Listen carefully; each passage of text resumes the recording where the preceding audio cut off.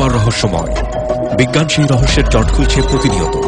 আজ যা অনাবিষ্কৃত তা অবিশ্বাস্যও বটে। আমাদের ডর অনুষ্ঠানে যে ঘটনার মুখোমুখি আপনি হতে যাচ্ছেন তার যুক্তিসিদ্ধ উত্তর নেই। আমরা প্রতিদিনের জীবনে ভয় বা রহস্যকে যেভাবে স্থান দিয়েছি সেভাবেই এই অনুষ্ঠান আপনার কাছে জায়গা করে নিচ্ছে। এই অনুষ্ঠানের কোনো ঘটনাই সার্বজনীন নয়। ডর মানে ভয়।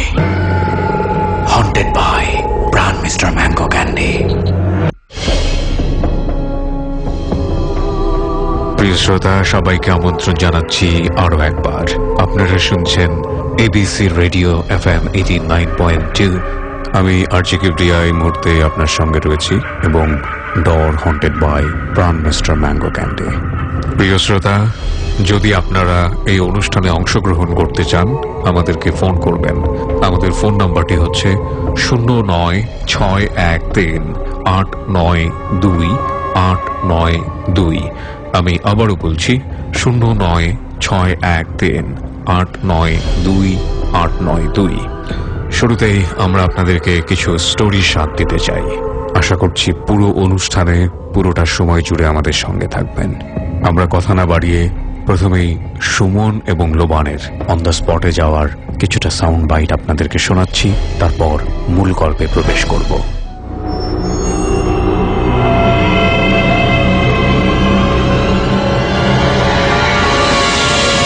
ডর মানে ভয়। লোবান, কষ্ট হচ্ছে নাকি? রিক্সা তো আরামই চলছে, রাস্তা তো ভালো, যেমনটা ভালো, কিন্তু তার আগের গাড়িটার কথা একটু চিন্তা করো। গাড়িতে কিন্তু ভালোই ঝাঁকাইছে আমারে, ওজা থেকে রওনা হতে হইছে। কিছু করার নাই, শোনো, আমাদের আরো প্রায় 10 মিনিটের মতো মনে হয় রিক্সায় যাওয়া লাগবে। এই রিক্সায় কিন্তু আমার বেশ ভালোই লাগতেছে। তাই? ওকে, ভালো লাগলেই ভালো, কিন্তু আমাদের জার্নিটা আসলে গাড়ির জার্নিটাও খারাপ ছিল না। একটু যা অনেকেই কনফিউজ হয়ে যাবে কই আছে আমরা। এই মুহূর্তে নারায়ণগঞ্জে আছি এবং আমরা রিক্সায় চড়ে, আমাদের আসলে ওই জায়গাটাতে গাড়ি যাওয়া সম্ভব না, দ্যাটস ওয়াই আমরা রিক্সায় করে আমরা আমাদের আজকের যে স্পটটা আছে, যে বাসাটা আছে, হন্টেড বাসাটা, সেই বাসায় যাচ্ছে। এখন রিক্সায় রয়েছে, আমাদের পেছনের রিক্সায় আমাদের গেস্টরাও আছে।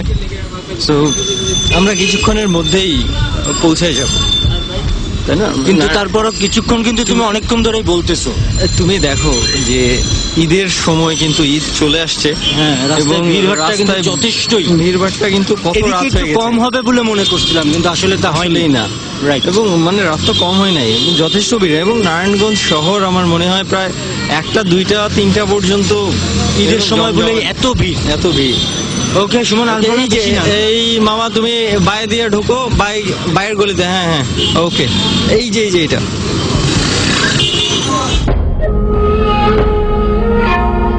ওকে, আমরা সেই বাড়িতে পৌঁছে গেছি। সেই বাড়িতে এখন এই মুহূর্তে আমি, লোবান এবং আমাদের সমস্ত অতিথিরা। বাড়িটা প্রায় 4 তলা মনে হচ্ছে, আমাদের 4 তলাতেই উঠতে হবে এবং সিঁড়ি ধরে ধরে আমরা উঠে যাচ্ছি। এবং বাড়িটাতে মানে একটা বয়সের ছাপ আছে। হ্যাঁ, সিঁড়িটা একটু চিপা রয়েছে। ঠিক এরপরেই হচ্ছে দরজার শব্দ শুনছি, সেখানেই আমরা যাব। হ্যাঁ,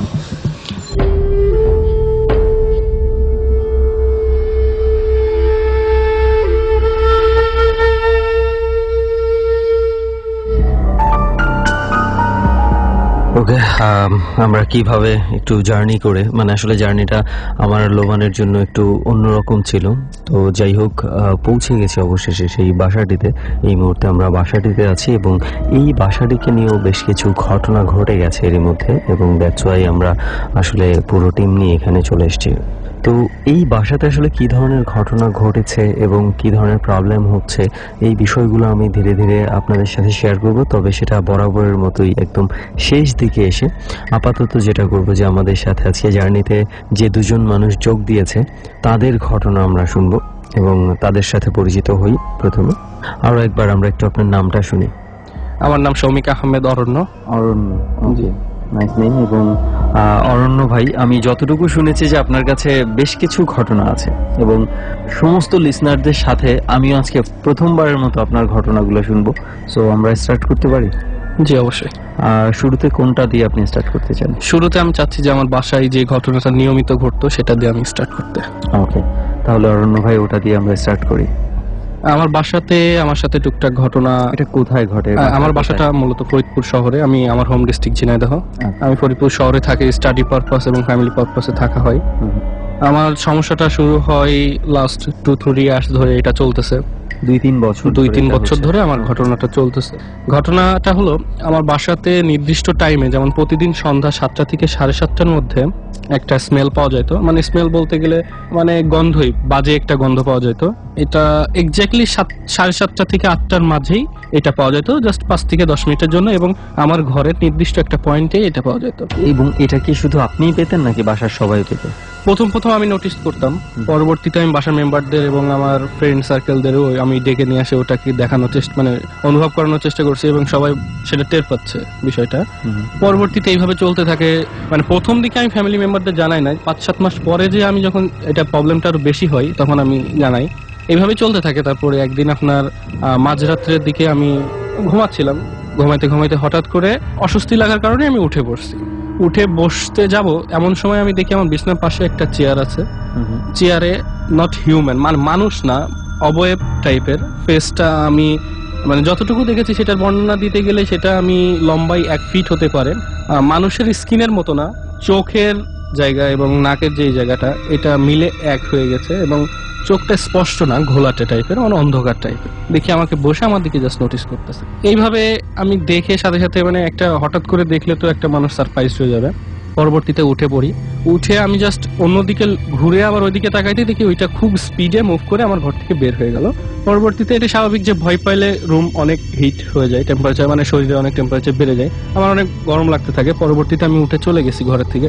মানে রুম থেকে বের হয়ে গেল বলতে কি, মানে এরকম দরজা খুলে কোনো কিছু একটা বের হয়ে গেল এই টাইপ নাকি, মানে জাস্ট দেয়াল ভেদ করে মনে হয়? না, দরজা দিয়ে আপনার মনে করেন দরজাটা খোলাই ছিল, দরজায় একটা পর্দা দেওয়া ছিল, এমন স্পিডে বের হয়ে গেল যে পর্দাটা মানে খুব জোরে স্ট্যান্ড ফ্যান দিয়ে বাতাস করলে যেমন উড়ে চলে যাবে, শাই করে উড়ে চলে গেল অবয়ব টাইপের, মানে আপনার একটা ছায়া বলতে পারেন আপনি, খুব ডার্ক। পরবর্তীতে আমি ঘর থেকে, মানে ওই সময় একটু নার্ভাস ফিল করি, পরবর্তীতে ঘরের থেকে আমি বের হয়ে যাই। বের হয়ে ওই দিন আমি আর ফ্যামিলি কাউকে কিছু জানাই না। পরে এইভাবেই আমি পরের দিনও চেষ্টা করি, জাস্ট ওইটা হয়তো হ্যালোসিলেশন হইতে পারে, আমি পরের দিন আবার রুমে আসি, ঘুমাতে চেষ্টা করি।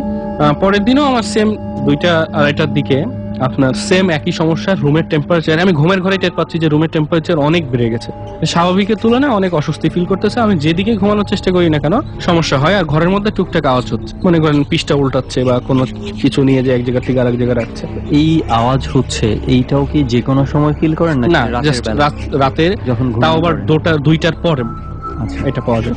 পরবর্তীতে পরের দিন, ওই দিনের পরে, ওই ঘটনাটার পরের দিনও আমি সেম জিনিসটাই ওইভাবে দেখতে পাই, ওইভাবেই দেখে আমাকে ফলো করে।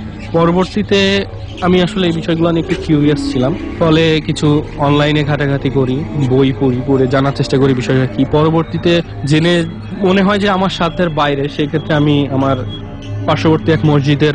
আপনি বলছেন রাতের বেলা যখন ঘুমিয়ে থাকেন, আপনি ঘুম থেকে হঠাৎ করে জেগে দেখেন যে কোনো কিছু একটা অবয়ব, চেহারাটা আসলে একটু বিকৃত, এবং সেটা আপনার দিকে তাকিয়ে থাকে, এবং আপনি তাকানোর পরে হঠাৎ হুট করে বের হয়ে যায়। না, এটা প্রথম দিন হুট করে বের হয়ে গেছিল। পরবর্তী দিনগুলোতে হয় কি, আমি ওই ঘরে যতক্ষণ আর পরবর্তীতে ঘুমানোর চেষ্টা করি সেটা আর যেত না, কিন্তু আমি যদি ওর জায়গাতেই থাকতো, আমি যদি বের হয়ে অন্য ঘরে চলে যেতাম সেটা আমাকে আর ডিস্টার্ব করতো, এবং রুম টেম্পারেচারটাও স্বাভাবিক থাকতো। কিন্তু এই সময় তো একটা মানুষের তো স্বাভাবিক মানুষের খুব ভয় পেয়ে যাওয়ার কথা এবং চিৎকার চেঁচামেচি করার কথা এই ধরনের একটা কিছু দেখি, তো আপনি ওই সময়টাতে এত নর্মাল কিভাবে? মানে বিষয়টা হলো, আমি ছোটবেলা বলতে মনে করেন ক্লাস 5-6 থেকেই আমি আপনার এই প্যারানর্মাল বিষয়গুলো নিয়ে একটু ঘাটাঘাটি করি। ফ্রেন্ডস আছে আমাদের গ্রুপ আছে কিছু, আমরা বিভিন্ন জায়গায় যাই।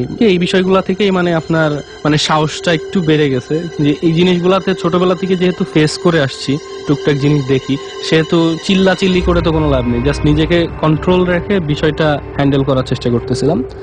পরবর্তীতে আমি হুজুরের কাছে যাই আরো কয়েকদিন পরে, আমি যেতে চাইছিলাম না।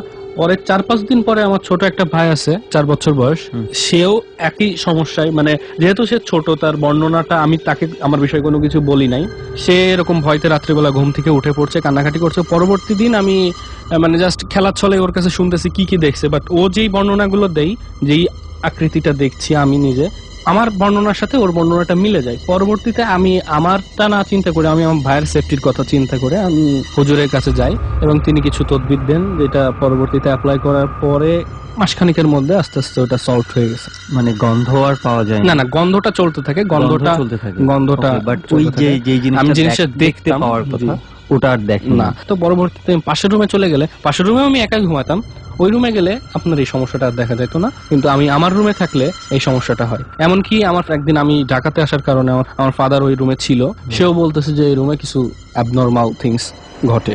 What about smell? ওইটার কি কোনো কিছু মীমাংসা হয়েছিল, মানে বা না, ওইটার পরবর্তীতে ওইটার মীমাংসা আমি নিজেই করেছি। বিষয়টা আমি মানে ওই যে বললাম যে বই টই পড়ি, এটা থেকে আমি নিজেই কিছু মানে অনেক ঘাটাঘাটি করে কিছু তদবির নিজেই বের করে অ্যাপ্লাই করে দেখলাম, পরবর্তীতে সেটা কাজ হয়েছে। তবে যদি আমি এখন মনে করি বা আমি বাসায় যেয়ে যদি মনে করি যে আমি আজকে স্মেলটা পাবো, জানি না কিভাবে 1-2 দিনের মধ্যে এটা ঘটে যায়, স্মেলটা আবার পাওয়া যায়। এটা কি ঢাকাতেও ঘটে? না, শুধু আমার শুধুমাত্র ওই রুমেই ঘটে। গন্ধটাকে মিস্ট্রি বলবো নাকি আপনার রুমের যে অংশটা আছে ওই অংশটাকে মিস্ট্রি বলবো? একটা জিনিস বলবো? আমি যেটা অ্যাড করতে চাই, যে আমি হুজুরের সাথে কথা বলার পরে পূর্ব থেকে পশ্চিম দিকে আড়াআড়ি ভাবে একটা মানে ওনার আইডিয়া যে এটা জিনদের যাতায়াতের রাস্তায় পড়ে গেছে, এই জন্য এই সমস্যাটা ঘটে। আসলে আমরা গত উইকে আমরা গিয়েছিলাম একটা হন্টেড প্লেসে, সেখানেও এরকম একটা প্রবলেম ছিল, যেখানে বাসাটা কিছু দুষ্ট প্রকৃতির জিনের যাতায়াতের রাস্তায় পড়ে গিয়েছিল এবং সেই জন্য অবশেষে তারা বাড়িটা ভাঙতে সিদ্ধান্ত নিয়েছিল। ওই বাসা তো এখনো আছে? জি, ওই বাসা এখনো আছে এবং আমরা এখনো ওইখানে থাকি, বাট আপাতত সমস্যাটা আগের মতো নাই।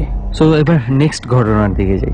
নেক্সট ঘটনাটিও আমার বাসাতে এবং আমার রুম কেন্দ্রিক।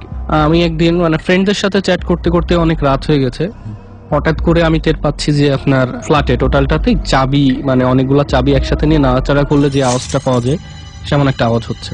অত রাত্রে এটা তো সবার ঘুমানোর কথা, আমি উঠে যেহেতু দেখি সবাই ঘুমাচ্ছে এবং আমি ফ্ল্যাশ লাইট দিয়ে সব জায়গাটা চেক করে আসি, বাট এমন কোনো কিছু পাই না। পরে যে আমি আবার আমার রুমে এসে বসি, তখনই আবার চাবি নাড়ানোর আওয়াজটা স্টার্ট হয়ে যায়। পিছন সাইডে যে টেবিলটা রয়েছে, আমার টেবিলের পরে চাবি নাড়াচ্ছে বা আমাদের অন্য রুমে চাবি নাড়াচ্ছে, আমি অনেকক্ষণ অসহ্য হয়ে যাই। পরে উঠে মানে নিজের রাগের বশতেই মনে করেন একটু চিল্লাই উঠি, ফলে কিছুক্ষণের জন্য এক আওয়াজটা থেমে যায়। তারপরে আমি আবার উঠে একটু ঘরে ঘোরাঘুরি করে আমি আবার এসে বসার সাথে সাথে আমি শুধু কি চাবি নাড়ানোর শব্দটাই শুনতে পান? চাবির অস্তিত্ব কোথাও না, চাবির অস্তিত্ব কোথাও পাওয়া যায় না। যেই জায়গায় যাই অন্য জায়গাতে চাবি নাড়ানোর আওয়াজ আসে। মনে করেন প্রথমে একটা জিনিস ফলো করে গেলাম যে এদিক থেকে সাউন্ডটা আসতেছে, ওখানে যাওয়ার পরে মনে হয় না অন্য দিক থেকে আসতেছে। এমন রুমের সাথে একটা বারান্দা আছে, ওইখান থেকে একটা মহিলার গলায় আওয়াজ শুনতে পাই।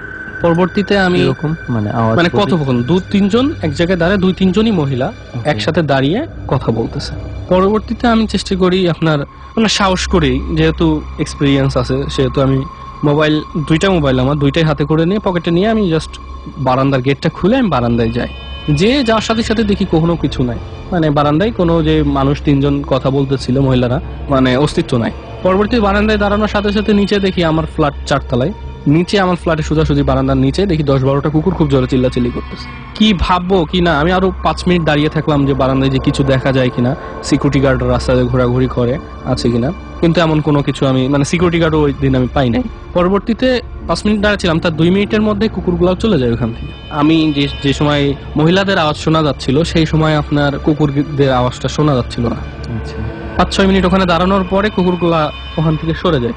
পরবর্তীতে আমি জাস্ট কিউরিসিটি থেকেই আমি ভাবি যে তাহলে একটা বারান্দায় দাঁড়িয়ে একটা ছবি তোলা যায়, যদি কিছু মানে নিজের চোখে তো কিছু দেখতে পারছি না, ক্যামেরায় যদি কিছু ধরা পড়ে মানে জাস্ট একটা ছবি তুলি।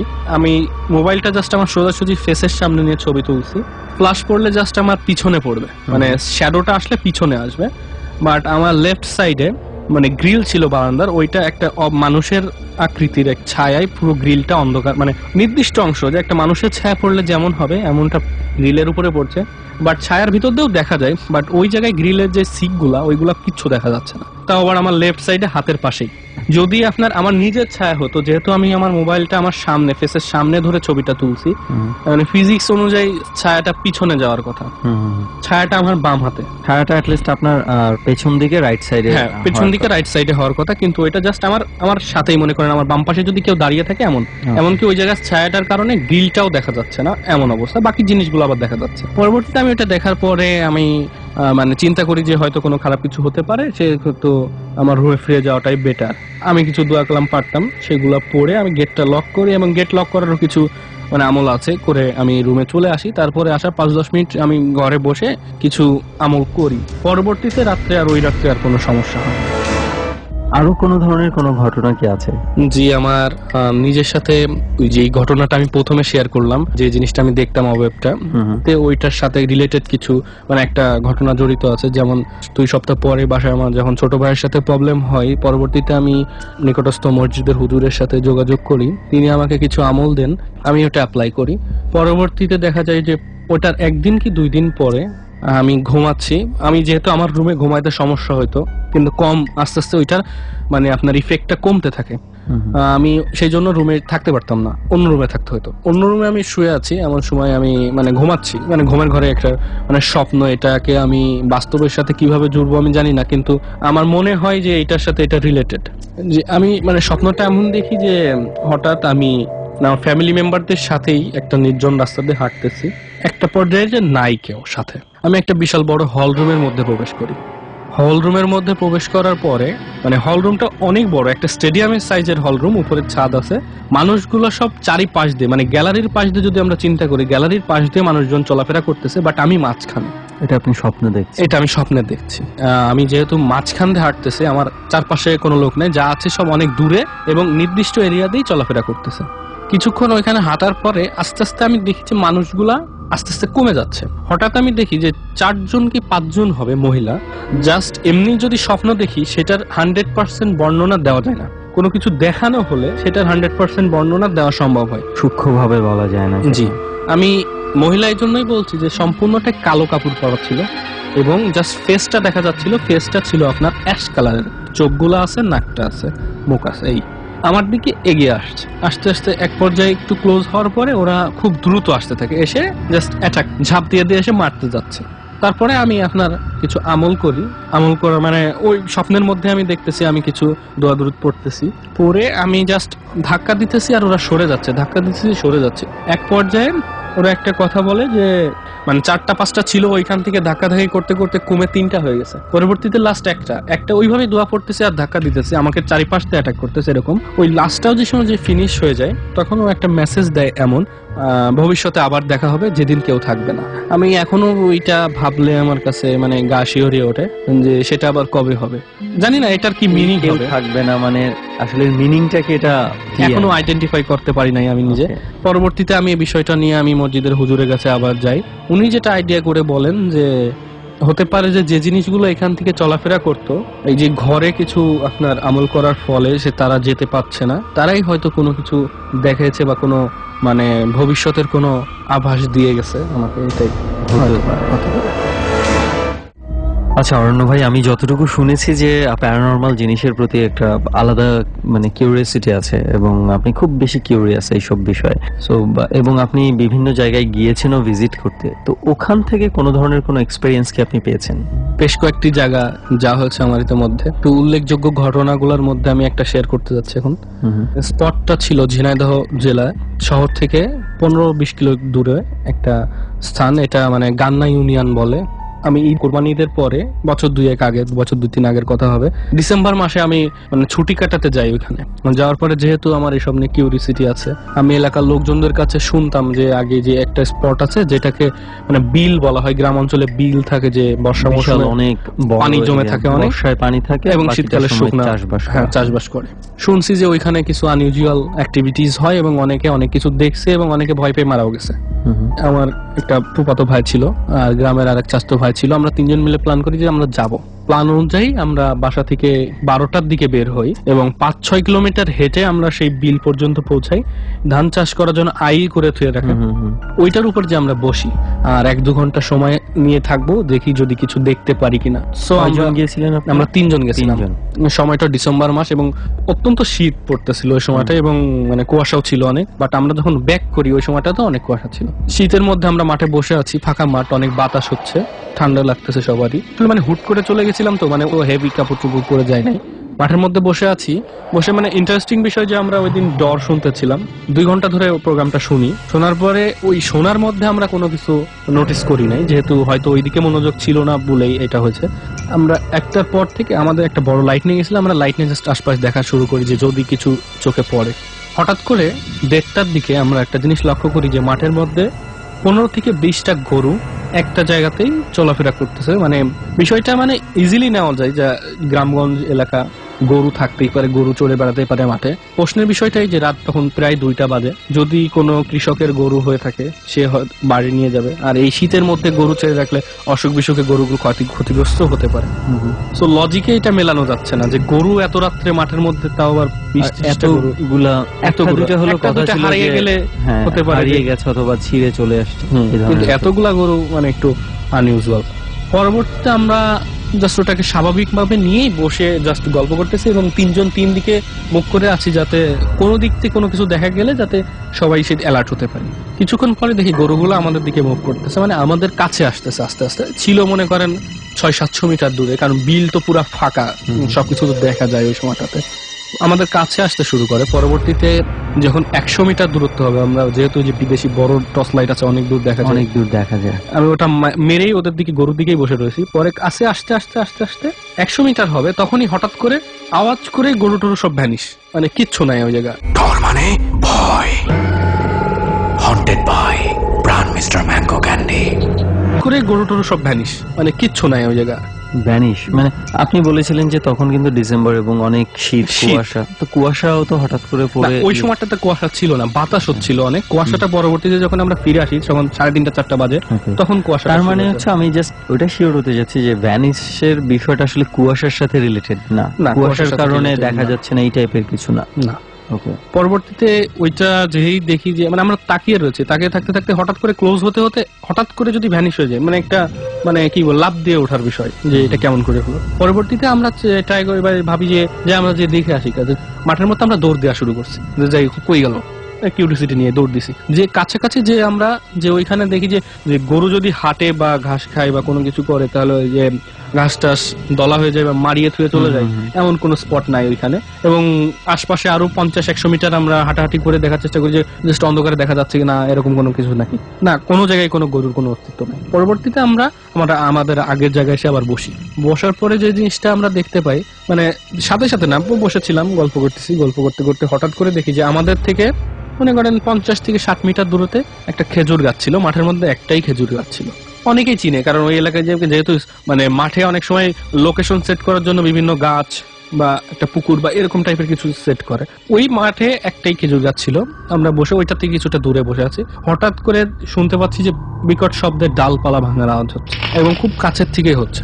এত রাত্রে মানুষজনের ডাল ভাঙার কথা না, আর যেহেতু আমাদের 4-5 কিলোমিটারের মধ্যে পুরা ফাঁকা মাঠ, সো যে গাছ ডালপালা ভাঙার আওয়াজটা মানে অ্যাকসেপ্ট করা যাচ্ছিল না। আমরা চারিপাশেই জাস্ট দেখতে থাকি, এদিক ওদিক তাকাই যে এত জোরে সাউন্ড ক্লোজ থেকে না হলে, বেশি দূরের থেকে হলে পাওয়ার কথা না।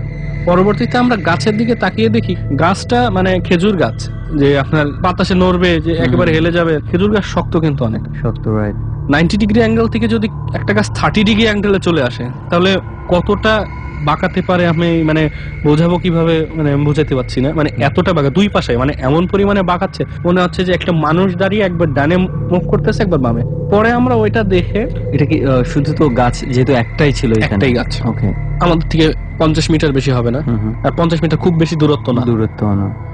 আমরা লাইট দিয়ে ওইটা দেখতেছি এবং আস্তে আস্তে পিছিয়ে আসতেছি, যে হয়তো এটা আমাদের জন্য কোনো ওয়ার্নিং হইতে পারে। যেহেতু আমরা যাই, বিভিন্ন হন্টেড প্লেসে যাই এবং ওয়ার্নিং বেশি পাইলে আমরা ওখান থেকে মুভও করি, যেহেতু আমাদের প্রোটেকশন যেটা আমরা জানি সেটা নিয়েই যাই, কিন্তু ওই এক্সপার্ট না আমরা, রাইট। ওই প্রোটেকশনটা আসলে কতটুকু কার্যকর ওটা আমাদের জানা নাই, ওটা আমাদের জানা নাই। এই জন্য আমরা বেশি রিস্ক না নিয়ে ভাবি যে আমাদের পিছিয়ে আসা উচিত, যেহেতু হতে পারে এটা আমাদের জন্য ওয়ার্নিং। মানে রাত অনেক ছিল এবং কুয়াশা ছিল পরবর্তীতে, এবং টর্চ লাইট মেরে আমি কোনো ছবি নিতে পারতেছিলাম না। পরবর্তীতে আমরা 15-20 মিনিটের মধ্যেই নড়ানড়ি চলাকালীন সময়ে আমরা পিছাতে বাসায় চলে আসি। এটাই ওই দিনকার কাহিনী। পরবর্তীতে আমাদের সাথে যে গেছিল তার মধ্যে একজনের অবস্থা খুব খারাপ হয়ে গেছিল, অসুস্থ, হাঁটুর থেকে নিচের পায়ের বল পড়ে যায়, স্বাভাবিক মানুষ, এসএসসি পরীক্ষা দিচ্ছে। আমি সরি বুঝিনি, হাঁটু থেকে পায়ের বল পড়ে যায় মানে হাঁটুর নিচে তার কোনো রেসপন্স নাই, রেসপন্স পাচ্ছিল না, রেসপন্স নাই, পড়ে গেছে মাটিতে, উঠে দাঁড়াতে পারতেছে না, বাট এইটুকুর কোনো রেসপন্স নাই, উপরে ঠিক আছে। পরবর্তী আমরা কি করব, মানে অবাক হয়ে গেলাম, কি করব, অত রাত্রে মানুষজন ডাকলে বকাও দিতে পারে যে এত রাত্রে তোমরা এখানে কি করতেছো। পরবর্তীতে আমরা দুজন মিলে ওকে ধরে নিয়ে একটু সাইডে নিয়ে যে বসালাম, বসিয়ে ওইখানে আধা ঘন্টা মতো বসে থেকে জাস্ট দোয়া কালাম পড়ে ফুটু দিতে থাকলাম। পরবর্তীতে আস্তে আস্তে আস্তে আস্তে যখন মানে রেসপন্সটা ফিরতে শুরু করে, পরবর্তীতে আমরা ওকে ধরে নিয়ে বাসায় নিয়ে আসি।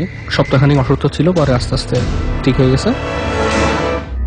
আসলে যেটা আপনি বলেছেন যে এটা হয়তো অনেক সময় ভয় থেকেও হতে পারে বা অন্য কোনো ভাবেও হতে পারে, কিন্তু এই ক্ষেত্রে ব্যাপারটা একটু অ্যাবনর্মাল, মানে হঠাৎ করে পা পুরো মানে অসাড় হয়ে গেছে, রেসপন্সিন, মানে আমরা হাঁটতে হাঁটতে ওই ছেলেটা পড়ে গেছে জাস্ট রেসপন্সারি, এবং আবার এরপরে ফিরে এসছে। আমি জানি না এটার মধ্যে অন্য কিছু আছে কিনা, তবে এতটুকু জানি যে আপনার এখনো পর্যন্ত যে এক্সপেরিয়েন্স আপনি গেদার করেছেন, এটা আমরা শুনে বলবো চমৎকার, কিন্তু ফিল করতে গেলে সেটা আমাদের জন্য ভয়ঙ্কর হয়ে যাবে বিষয়টা।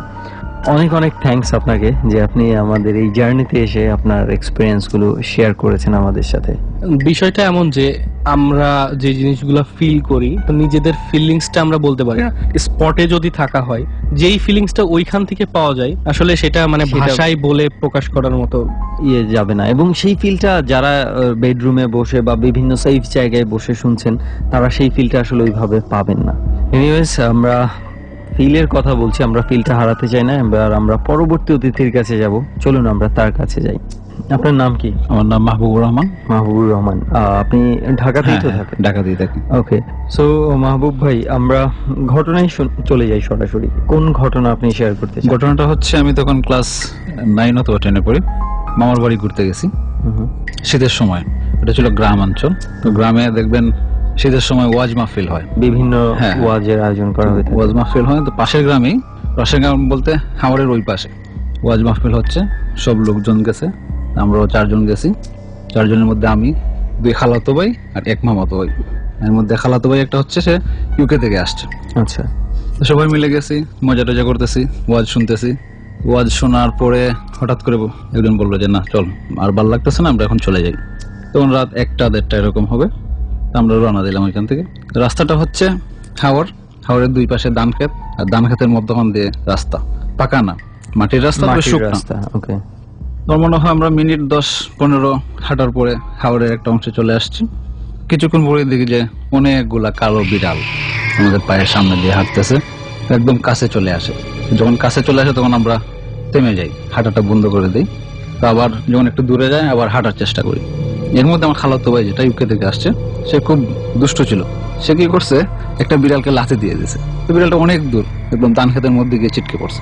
এরপরে আমরা ওকে চিল্লাচিল্লি করছি যে এটা খারাপ হতে পারে, বিপদ হতে পারে। তো দিয়ে দিচ্ছে, তো আর কি করার।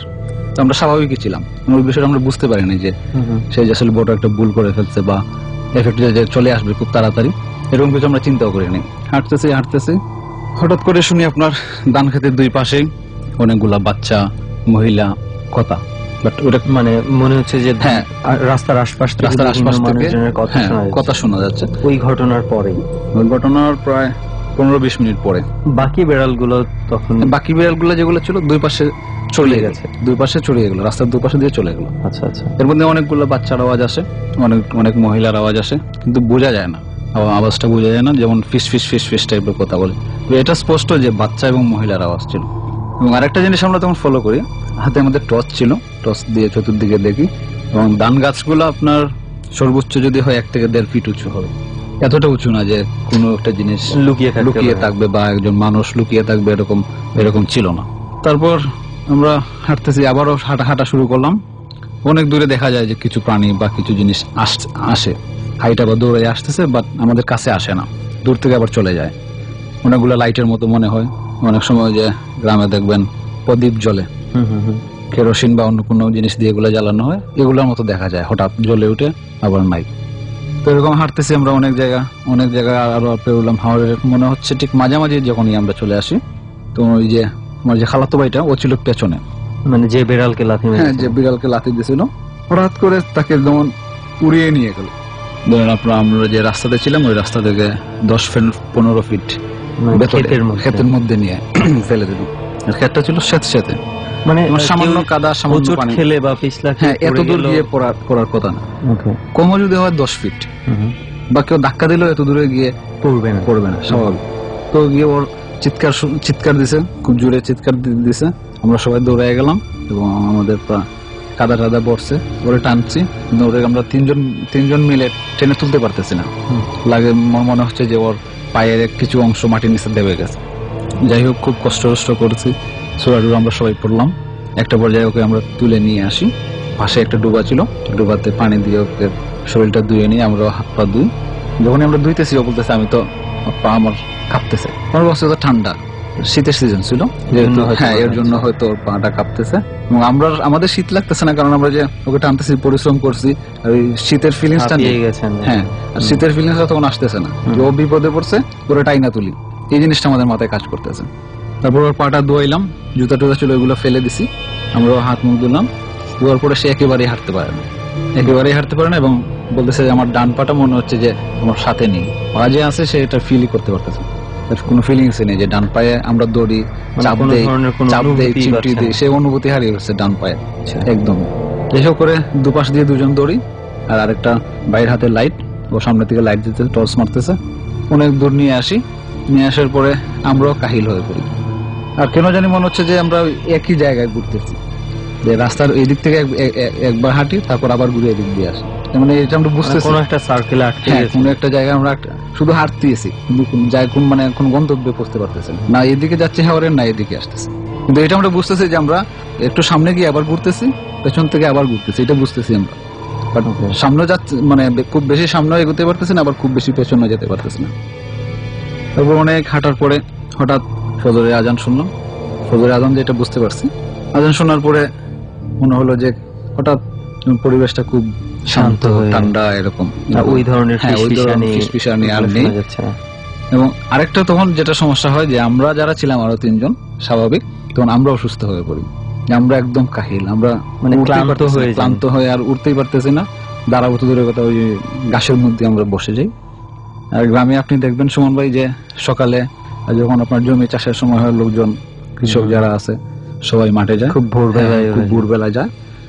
তো হঠাৎ করে দেখি আমরা একজন লোক আসতেছে, গ্রামের লোক তো, আপনি এই পাতার বিড়ি এগুলা খেয়ে খেয়ে তারা শীতের মধ্যে আসতেছে। তো এসে দেখে আমরা চারজন এখানে শুয়ে আছি। আমাদেরকে জিজ্ঞেস করলো বাড়ি কই, আমরা বললাম। আর আমার মামা ওই এলাকার পরিচিত লোক ছিল, বললাম যে আমরা ওই ওনার বাড়িতে, ওনার বাগিনা, ওনার ভাতিজা।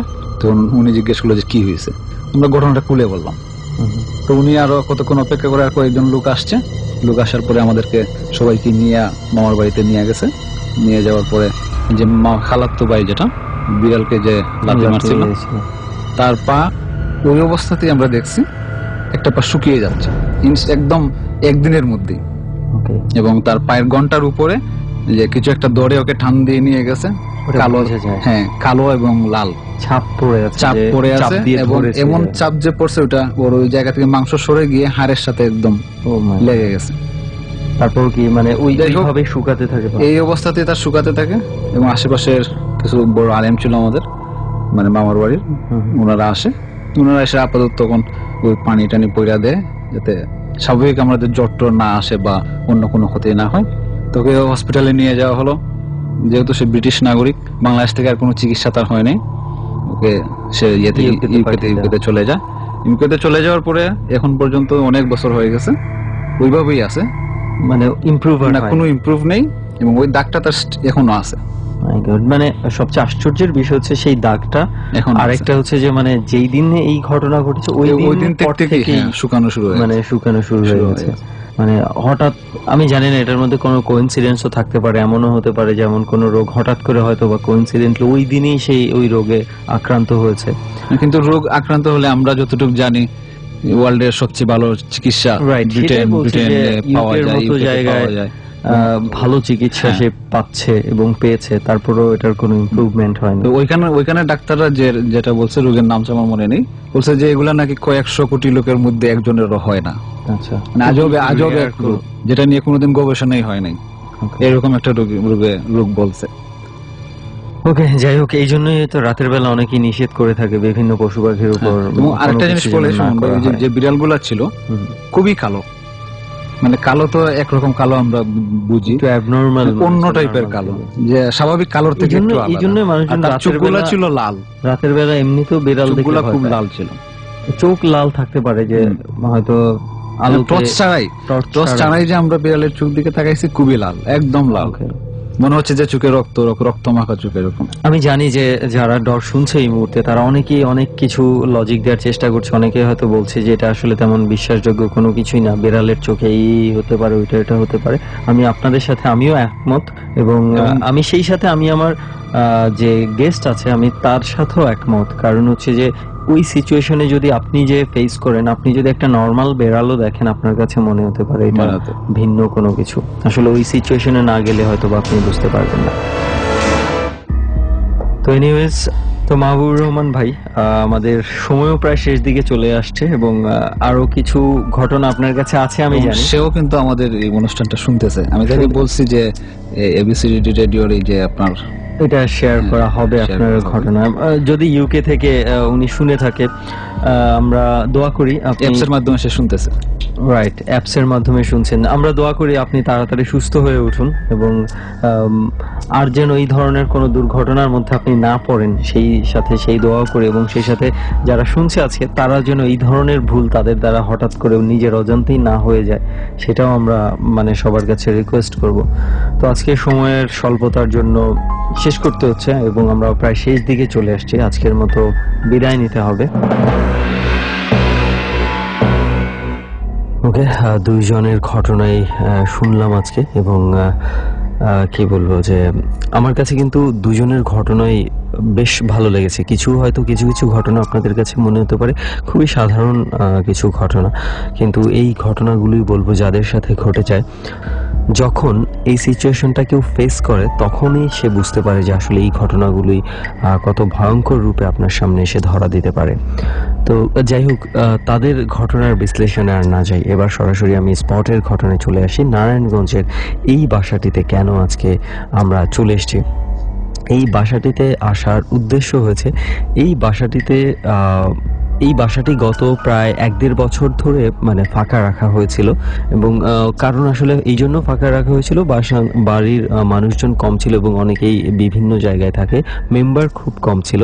তো একটা রুম প্রায় অলমোস্ট মানে পড়েই থাকতো এভাবে।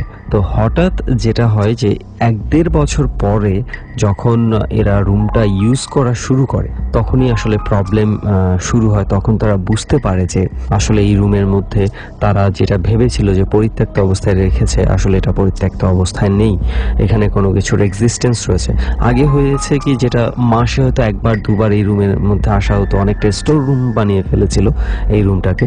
তো যখনই তাদের দরকার পড়ে এবং এটাকে থাকার উপযোগী করে তখনই আসলে তারা প্রবলেমটা টের পায়, এবং এমন হয়েছে এখান থেকে 2 জন অসুস্থ হয়ে গেছে। রাতের বেলা তারা উঠে যেতে বাধ্য হয়েছে, বিভিন্ন শরীরে বিভিন্ন আঘাতের চিহ্ন নিয়ে তারা ফিরে গেছে, এবং গত 2-3 মাস ধরে আপাতত এটা এই অবস্থায় রয়েছে। এবং যেটা করা হয়েছে, এই রুমে যারা আছি আমরা তারা কিন্তু দেখতে পাচ্ছি এই রুমের বিভিন্ন কর্নারে বিভিন্ন সূরা লিখে লাগিয়ে রাখা হয়েছে, এবং বাইরে যখন আমরা ঢুকছি আমাদেরকে দেখানো হয়েছিল যে একটা তাবিজও ঝোলানো রয়েছে।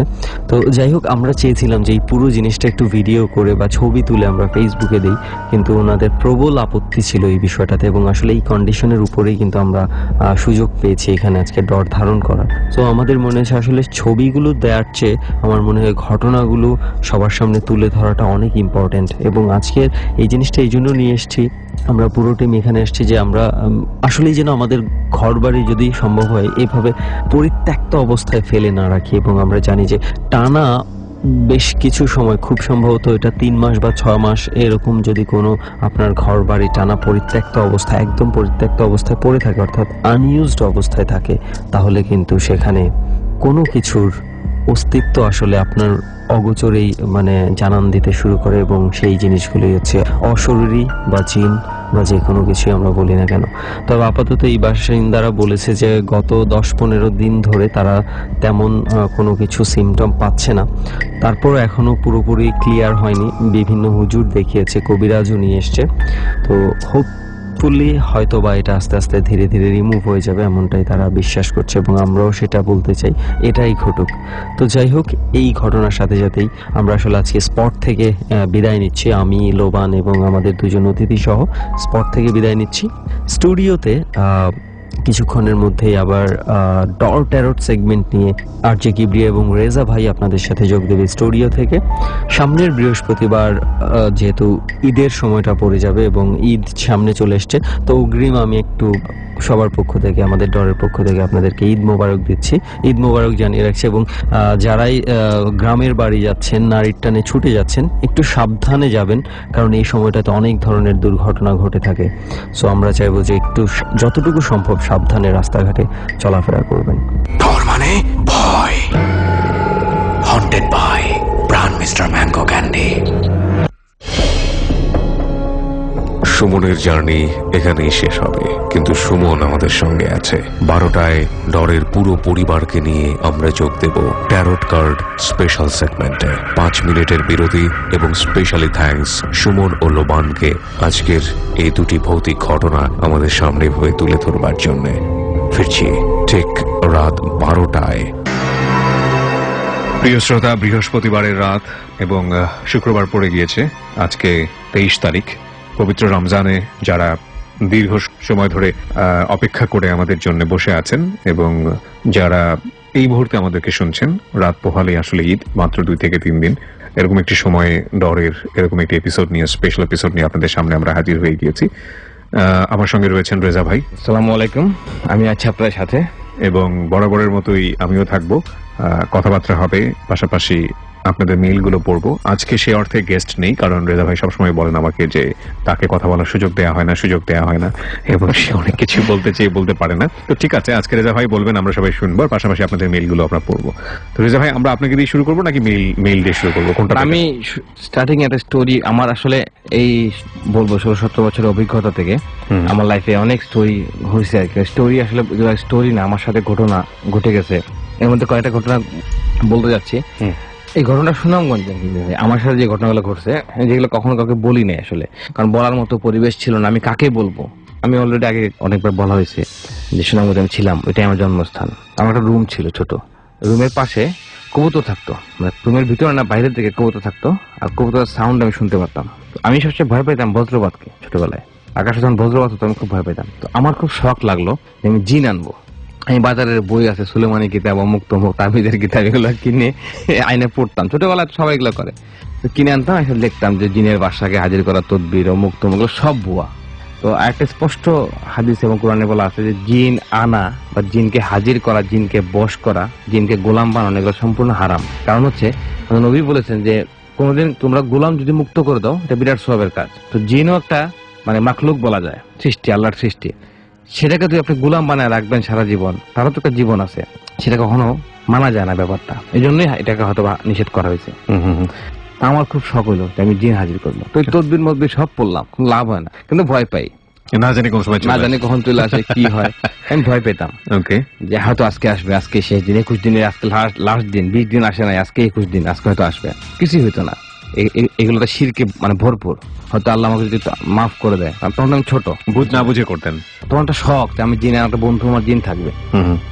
তারপরে স্টাডি শুরু করলাম। আমরা জানি কোরআনের মূল কপি লাহ মাহফুজে আছে, যেটা কখনো অবিনশ্বর, আল্লাহর বাণী, শেষ হবে না। পৃথিবীর ইস্তাম্বুলে যেটা আছে আমরা জানি, মানে যেটা হযরত ওমর, মানে অনেকগুলো কপি হয়েছিল, সবগুলোকে আগুনে পোড়া দেওয়ার পর একটা কোরআন রয়ে গেছে, যেটা ইস্তাম্বুলে ওখানে মিউজিয়ামে আছে। কেন কথা বললাম? কারণ হচ্ছে যে সহি ভাবে যদি আমরা কোনো কিছু চাই আল্লাহর কাছে, আল্লাহ সেটা দিবে আপনাকে। কারণ আল্লাহ ফেরাউনকেও সে শক্তি দিছিল। ফেরাউন বৃষ্টি বর্ষিত হোক বললে বৃষ্টি চলে আসতো। সে নিজেকে খোদা বলতো। সে আল্লাহকে বলছিল যে আল্লাহ আমাকে তুমি দুনিয়াতে খোদা বানায় রাখো, আমার আখিরাতে আমি চাই না। আমি তখন নিজে যতটুকু শিখছি সেভাবে আমি তদবির শুরু করলাম, জিন আনার। তো আমার মনে আছে এখনো 15 দিন হয়েছে, 15 দিন আমি তদবিরটা করছি। তো যত দিন যাচ্ছে আমার কাছে মনে হচ্ছে আমার শক্তি লোপ পাচ্ছে, মানে শক্তি আমার কমে যাচ্ছে দিন দিন। আমার কাছে মনে হচ্ছিল এরকম। আর আমার কাছে মনে হচ্ছিল যে আমি মানসিক ভাবে উইক হয়ে যাচ্ছি, মানে পাগল হয়ে যাচ্ছে, এরকম একটা ফিলিংস। ঘুমালাম রাত্রেবেলা, 15 দিনের দিন। তো সুনামগঞ্জ কিন্তু মেঘালয়ের পাশে, এখানে প্রচুর বৃষ্টিপাত হয়। শুরু হলো বৃষ্টি রাত্রেবেলা, ঝুম বৃষ্টি আর বজ্রপাত। আর বজ্রপাতে আমি ভয় পাই। যখনই বজ্রপাত হচ্ছে আমার জানলা আমি খুলে ঘুমাইতাম। কিন্তু এখানে একটা ব্যাপার আছে, যারা এই মুহূর্তে শুনতেছেন লিসেনার, আমাদের নবী বলেছেন যে তোমরা একা শুবা না আর দরজা জানলা খুলে শুবা না, নিষেধ করা হয়েছে। মানে হারাম না, কিন্তু অপছন্দনীয় কাজ। তোমরা দরজা জানলা খুলে ঘর খোলা রেখে ঘুমাবা না। অনেকে কিন্তু ঘুমায়, গ্রামে দেখবেন দরজা জানলা খুলেই ঘুমায় গরমের কারণে বাতাসের ঘুমায়। জন্য। আমি কিন্তু জানলা খুলেই ঘুমাতাম, কারণ খুলে ঘুমাতাম গরমের জন্য, আসলে মশারি টাঙ্গাইতাম। তো বজ্রপাত যে হচ্ছে, বজ্রপাতের আলোতে আমি দেখতে পাচ্ছি জানলার বাইরে, জানলার যে রড থাকে লম্বা লম্বা রড, ওই রডের বাইরে একজন লোক দাঁড়ায় আমাকে দেখতেছে। তখন আমার কাছে মনে হয়েছে এটা ছায়া। যতবারই বিজলি চমকাচ্ছে ততবারই আমি দেখতেছি একটা ছায়া দাঁড়িয়ে আছে। তখন আর মোবাইল ছিল না, কিন্তু তখন টর্চ লাইট নিয়ে ঘুমাইতাম, ওই যে বড় বড় টর্চ লাইট। টর্চ লাইটটা আমি বালিশের নিচে নিলাম, লাইটটা মারলাম, মেরে দেখি একটা বস্তা ঝুলতেছে, একটা বস্তা জানলার মধ্যে ঝুলতেছে আমার বাইরের দিক দিয়ে। কিন্তু জানলার মধ্যে ফিক্স না, এটা বাইরে একটা রশি ছিল, দড়ি ছিল, ওটা ঝুলতেছে। তো আমি বুঝলাম যে এটা একটা অবয়ব, বস্তার অবয়ব, এটা এই জন্য হয়তো বা মানুষের মতো লাগতেছে। আমি আবার ঘুমাই গেছি, আবার বজ্রপাত হচ্ছে, আবার ঘুমাই গেছে আমার। যতবারই বজ্রপাত আমি দেখতেছি ততবার দেখতেছি ওই যে বস্তার যে জায়গাটা, ওইখানে আবার লোক দাঁড়িয়ে আছে। আবার লাইট মারলাম, দেখি বস্তা নাই। তখন আমি ভয় পেলাম যে না, বস্তা নাই। তো আমি দৌড় করে ঘুমাই গেছি। আমি ঘুমের মধ্যে দেখতেছি যে বিরাট একটা সাপ আইসা আমার উপরে ঝাঁপিয়ে পড়ছে। ঝাঁপিয়ে পড়ে সে বলতেছে, তুই আমাকে ডাকছস, আমি আসছি, এখন তুই কি করবি কর। আমি স্বপ্ন দেখতেছি কিন্তু ব্যাপারগুলা, আমি আমার জগৎ থেকে বাইরে আসছি তোর ডাকের জন্য, এখন তুই কি করবি আমার দিয়ে বল। জিনদের নিয়েও কিন্তু এরকম একটা, আমি কিছুদিন আগে এরকম একটা পড়ছিলাম যে জিনরা আসলে 3 রকমের হয়। একটা টাইপ আমি বুঝতে পারিনি ইংরেজিটা আসলে কি বলা হচ্ছিল। দুইটা আমি ডক্টর ফিলিপসের ভিডিওটা আমি দেখলাম। তো উনি যেটা বললেন যে একটা হচ্ছে যারা সবসময় আকাশে ওড়ে, আরেকটা হচ্ছে যারা কুকুর এবং সাপের অবয়বে থাকে। কুকুর এবং সাপের অবয়ব নিতে পছন্দ করে, বা তারা সব অবয়ব নিতে পারে, পশু পাখি কিন্তু সাধারণত এই দুটো অবয়ব তারা নেয় বেশি। আরেকটা প্রকার বললো, আমার ঠিক ওই একটা প্রকার হচ্ছে তারা শুধু ঘুরে ফেরায়, তারা কোনো কিছু উড়েও না, কুত্তা বিলের রূপ চেহারা নেয় না, তারা ঘুরে ফেরে, সারাদিন ঘোরাফেরা করে। এটা একটা প্রকার। যে আসছে হয়তো বা সে ভালো জিন না, কারণ জিনরা কথা মিথ্যা বলে। আমরা মানুষরা মিথ্যা কথা বলি, বাট জিনদের ক্ষেত্রে কিন্তু মিথ্যাবাদী বেশি।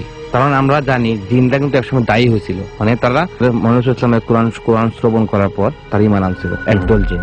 তো সাপ দেখলাম, সকালে আমি তো ঘুম থেকে উঠে নিয়ে সকাল সারাদিন গেল। তো সারাদিন আমার কাছে কেমন জানি দুর্বল মনে হচ্ছে। তখন আমার স্পষ্ট মনে আছে, আমার একটা টেবিল ছিল, ছোট টেবিল, যেটা আমি টেবিল টেনিস খেলতাম। কেমন যেন আমার রাগ উঠছে না, কি হয়েছে আমি জানি না, আমি বাম হাত দিয়ে টেবিল উঠে ফেলে দিয়েছি ফিকা দিয়ে। ওই সময়, এটা অনেক বছর আগের কথা, 2000 সাল। আচ্ছা, তখন মোবাইল আসে না, তখন আমি মেট্রিক পরীক্ষা দিই। তাহলে 17 বছর আগে, 17 বছরের ঘটনা। টেবিলটা আমি ফিকা দিয়ে ফেলে দিই। তখন আমি চিন্তা করেছি যে আমার শরীরে শক্তি কেমনি আসলো। তখন আমার কাছে মনে ইন্টারেস্টিং লাগলো ব্যাপারটা, তাইলে মনে জিন চলে আসছে আমার বাসায়। তো আমি খুব খুশি, আমি বন্ধু পাই গেছি, আমার তো বন্ধু চলে আসছে, আমার সাথে জিন থাকবে। আপনি ঘুমাইছি, তখন আমি দেখতে বড় বড় পশু পাখি আইসে আমাকে ধরতেছে, গন্ডার, সবাই কথা বলতেছে মুখে, তুই আমাকে ডাকছিস, আমি আসছি, কি করবি কর, এই কথা বলা শুরু করছে। তারপরে আমার লাইফে একটা চেঞ্জ শুরু হলো। আমি কিন্তু জিনকে সরাসরি দেখি নাই, মানে ও দেখতে কেমন বা কি, সরাসরি ঘুম থেকে উঠে জিন এসে দাঁড়ায় সামনে। তখন আমার লাইফে অনেক চেঞ্জ শুরু হলো। দেখা গেল আমি অনেক কিছু বলে দিই, কিন্তু আমি বলবো না যে যা আমি আমার দ্বারা হয় এগুলো কিনো কিছু আমার পক্ষে সম্ভব, সবই আল্লাহর ইচ্ছা। তখন থেকে স্টাডি শুরু করি আমি প্যারানর্মাল জগৎ নিয়ে, বিজ্ঞান ভার্সেস প্যারানর্মাল, এটাকে বিজ্ঞানের যুক্তিতে কি বলা হয়। যদি বিজ্ঞান আমি চিন্তা করি তাহলে আমি ওই মুহূর্তে পাগল ছিলাম, আমি যা দেখছি তা পাগলামি ছিল। আর যদি প্যারানর্মাল দিয়ে চিন্তা করি তাহলে হয়তো বা কেউ তখন আসছিল 17 বছর আগে, যে যাইতে পারে নাই, আমারই কোনো ভুলের কারণে তাকে আমি আটকে ফেলছি। তো আমি আল্লাহর কাছে দোয়া করি যাতে সে তার স্থানে ফিরত যাক। কিন্তু আমি তাকে দেখি নাই, স্টিল এখনো আমি কোনো কিছু ফিল করি না যে আমার কাছে জিন আছে, ভূত আছে, আমি কোনো কিছু ফিল করি না। তো এটাই বলবো, এইসব আমল করা বা জিন আনার চেষ্টা করা এগুলো সম্পূর্ণ নিষিদ্ধ। যদি আল্লাহ আপনাকে কিছু দেয় তেমনি দিবে, চাইতে হবে। হযরত সুলাইমান আসলামের সাথেও ছিল, এবং প্রতি নবী রাসূলের সাথেই কিন্তু ছিল, শয়তানও ছিল, ভালো মানুষ ছিল। মানে নবীর সাথে শয়তান থাকতো না, পারতো না থাকতে, কারণ আল্লাহর বিশেষ মানুষ। সাহাবীরা ছিল, তাবেঈনরা, তাবেঈনরা, তারাও কিন্তু আমলদার ব্যক্তি ছিল। আমাদের আমল আর তাদের আমল কিন্তু এক না। তো এটাই বললাম যে এটা আমার একটা শুরু, আমার লাইফের শুরু এগুলো দিয়ে। তখন আমার কিউরিওসিটি বাড়ে যে আমি তাহলে ওই জগৎটা জানতে চাই। রেজা ভাই, অনেক ইন্টারেস্টিং বিষয় আমার কাছে মনে হলো। তবে আমরা সবসময় বলি যে অল্প বিদ্যা ভয়ঙ্কর, এসব কাজ কেউ বাসায় করবেন না। অল্প বিদ্যাই ছিল ভাই, এক্স্যাক্টলি। এবং হয়তো আপনার জন্য সেটা অনেক সময় ভালো হয়েছে, কিন্তু আমি বলবো যে অনেকের জন্য অনেক খারাপ হতে পারে, সুতরাং এটা না করাটাই ভালো। আর ব্ল্যাক ম্যাজিক নিয়ে একটা কথা প্রচলিত আছে, আপনারা নিশ্চয়ই জানবেন। আপনারা, আমি বলবো যে আমরা বলছি সেটা না, আপনারা নিজেরা খোঁজেন। এখন তো টেকনোলজি অনেক বেশি সহজ হয়ে গেছে, ইউটিউবে খোঁজেন, গুগলে সার্চ করেন, দেখবেন যে বড় বড় ধর্মীয় চিন্তাবিদ যারা আছেন তারা স্পষ্ট করেই বলেছেন যে ব্ল্যাক ম্যাজিকের প্রথম এবং পূর্ব শর্ত হচ্ছে ওরশিপ, যেটাকে বলে শ্রেষ্ঠত্ব, আল্লাহকে না মেনে শয়তানকে মানা। প্রথম যেটা করতে হবে যে, এটা নাউজুবিল্লাহ বলছি আমি বারবার, যে সৃষ্টিকর্তার জায়গাটাতে শয়তানটাকে বসানো এবং তাকে সিজদা করা, তাকে অনুসরণ করা, যেটা যে গুণ আল্লাহ কখনো মাফ করবেন না। 3টা শর্ত আছে, তার মধ্যে প্রথম শর্ত হচ্ছে এটা। আরেকটা শর্ত যেটা প্রাণী জবাই করতে হয়, যেটা আপনি বোধহয় মাঝখানে একটা লাইভে বোধহয় বলছিলেন যে কোন একটা ট্যারট কার্ড নিয়ে বা কিছু একটা নিয়ে যে জবাই করা, মুরগিটা জবাই করা বা বিসমিল্লাহ বললে ওটাও কিন্তু হারাম। হ্যাঁ, এবং ওটাও কিন্তু বিসমিল্লাহ না বললে কিন্তু ওটাও হারাম। বিসমিল্লাহ ছাড়া কোনো জবাই আমরা খেতে পারি না। কিন্তু আবার বলি দেওয়ার যে ব্যাপারটা, এটা জবাই না, আসলে বলি, এক কোপে মাথা হালকা করা, ওটা ব্ল্যাক ম্যাজিক করতে হবে। রাইট, ব্ল্যাক ম্যাজিকের মূল জিনিসটা যেটা বলতেছে যে সেকেন্ডটা যেটা হচ্ছে যে ওটা করার সময় ও মনে করতে হবে এটা শয়তানকে দেওয়া হচ্ছে। ওই জবাইটা দেওয়া হচ্ছে, আমরা যেমন কুরবানি দিতে কি করি, গরু কুরবানি দিচ্ছি নিজে খাওয়ার জন্য না, রাইট, কিন্তু আমরা কুরবানি দিচ্ছি আল্লাহর উদ্দেশ্যে। আল্লাহ কি মাংস খাবে? খাবে না। আলটিমেটলি মাংসটা আমরাই খাচ্ছি, রাইট, কিন্তু উদ্দেশ্য কিন্তু আল্লাহর জন্য।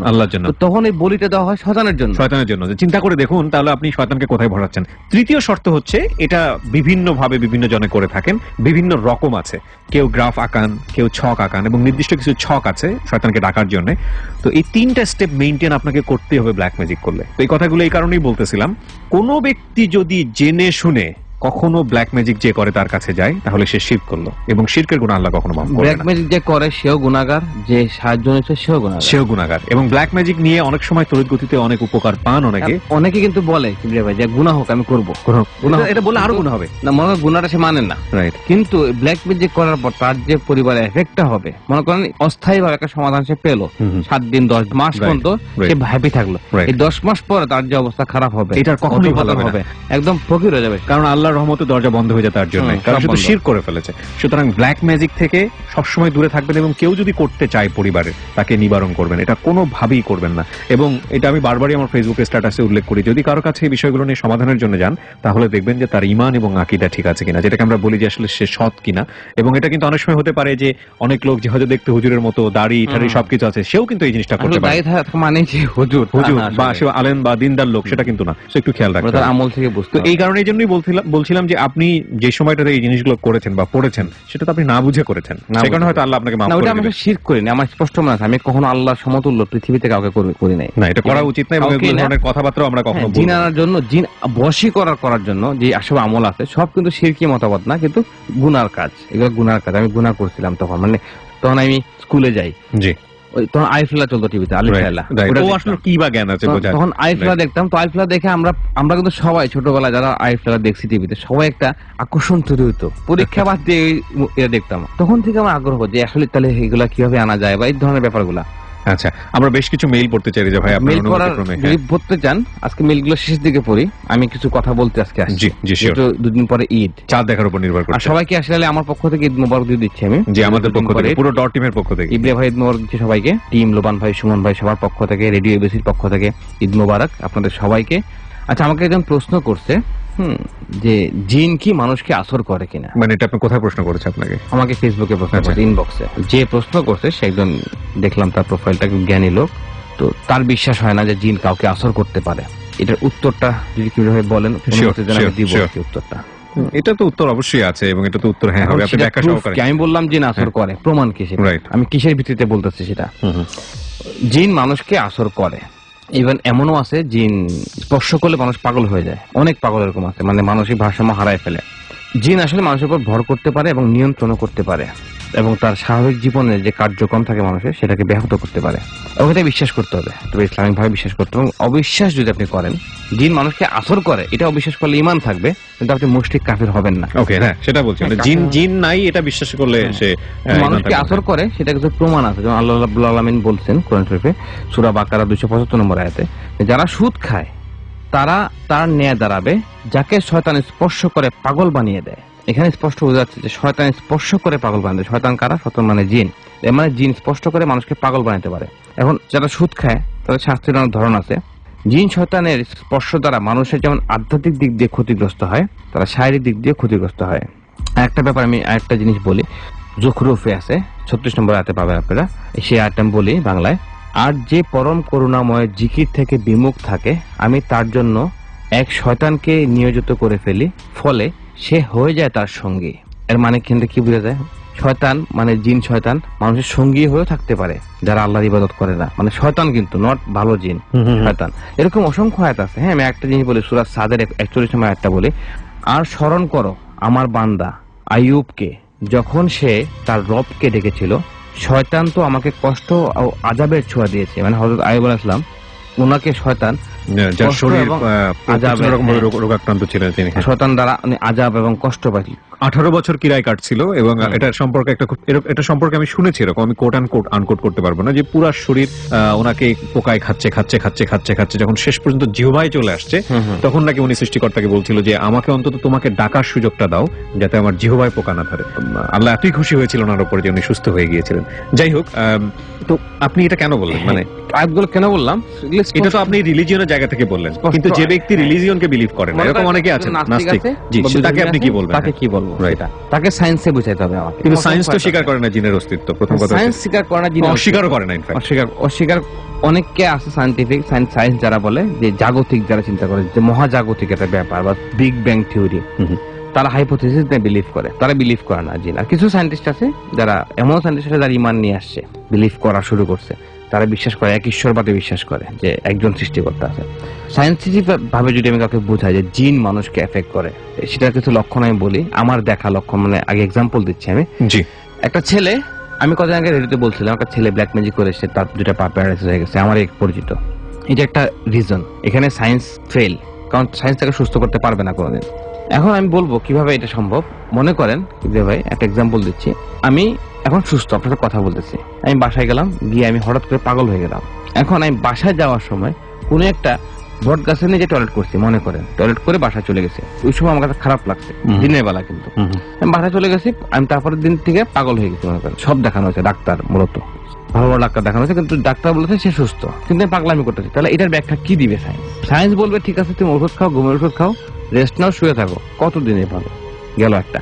আমি সুস্থ সবল ব্যবসা বাণিজ্য করতেছি, সুন্দরভাবে ব্যবসা করতেছি, কোনো কারণ ছাড়াই আমার আর্থিক ক্ষতি হচ্ছে, বিরাট ক্ষতি হয়ে যাচ্ছে। না, কারণ হয়তো বা আছে, আপনি আইডেন্টিফাই করতে পারছেন না। আমি মনে করেন আমার অফিসের ইঞ্জিনিয়ার বা অ্যাকাউন্টেন্ট যারা আছে, ম্যানেজার আছে, সব শিক্ষিত, সবাই কোনো রিজন খুঁজে পাচ্ছে না, তারা বই খাতা ঘেটে শেষ করে বলছে, মার্কেট দেখতেছে, মার্কেট আপ, সবকিছু আপ, কিন্তু আমি লস খাচ্ছি। মানে আমার টাকা রাখতেছে লকারে, টাকা থাকতেছে না, মানে টাকা রাখতেছে, টাকা থাকতেছে না। এমন না যে টাকা কেউ নিয়ে যাচ্ছে ঘর থেকে, চুরি করতেছে, বা টাকা থাকতেছে না, কোনো না কোনো ভাবে আমি ক্ষতিগ্রস্ত হচ্ছে, যেটা কোনো ব্যাখ্যা পাচ্ছি না খুঁজে। সেটা আপনি কি বলবেন?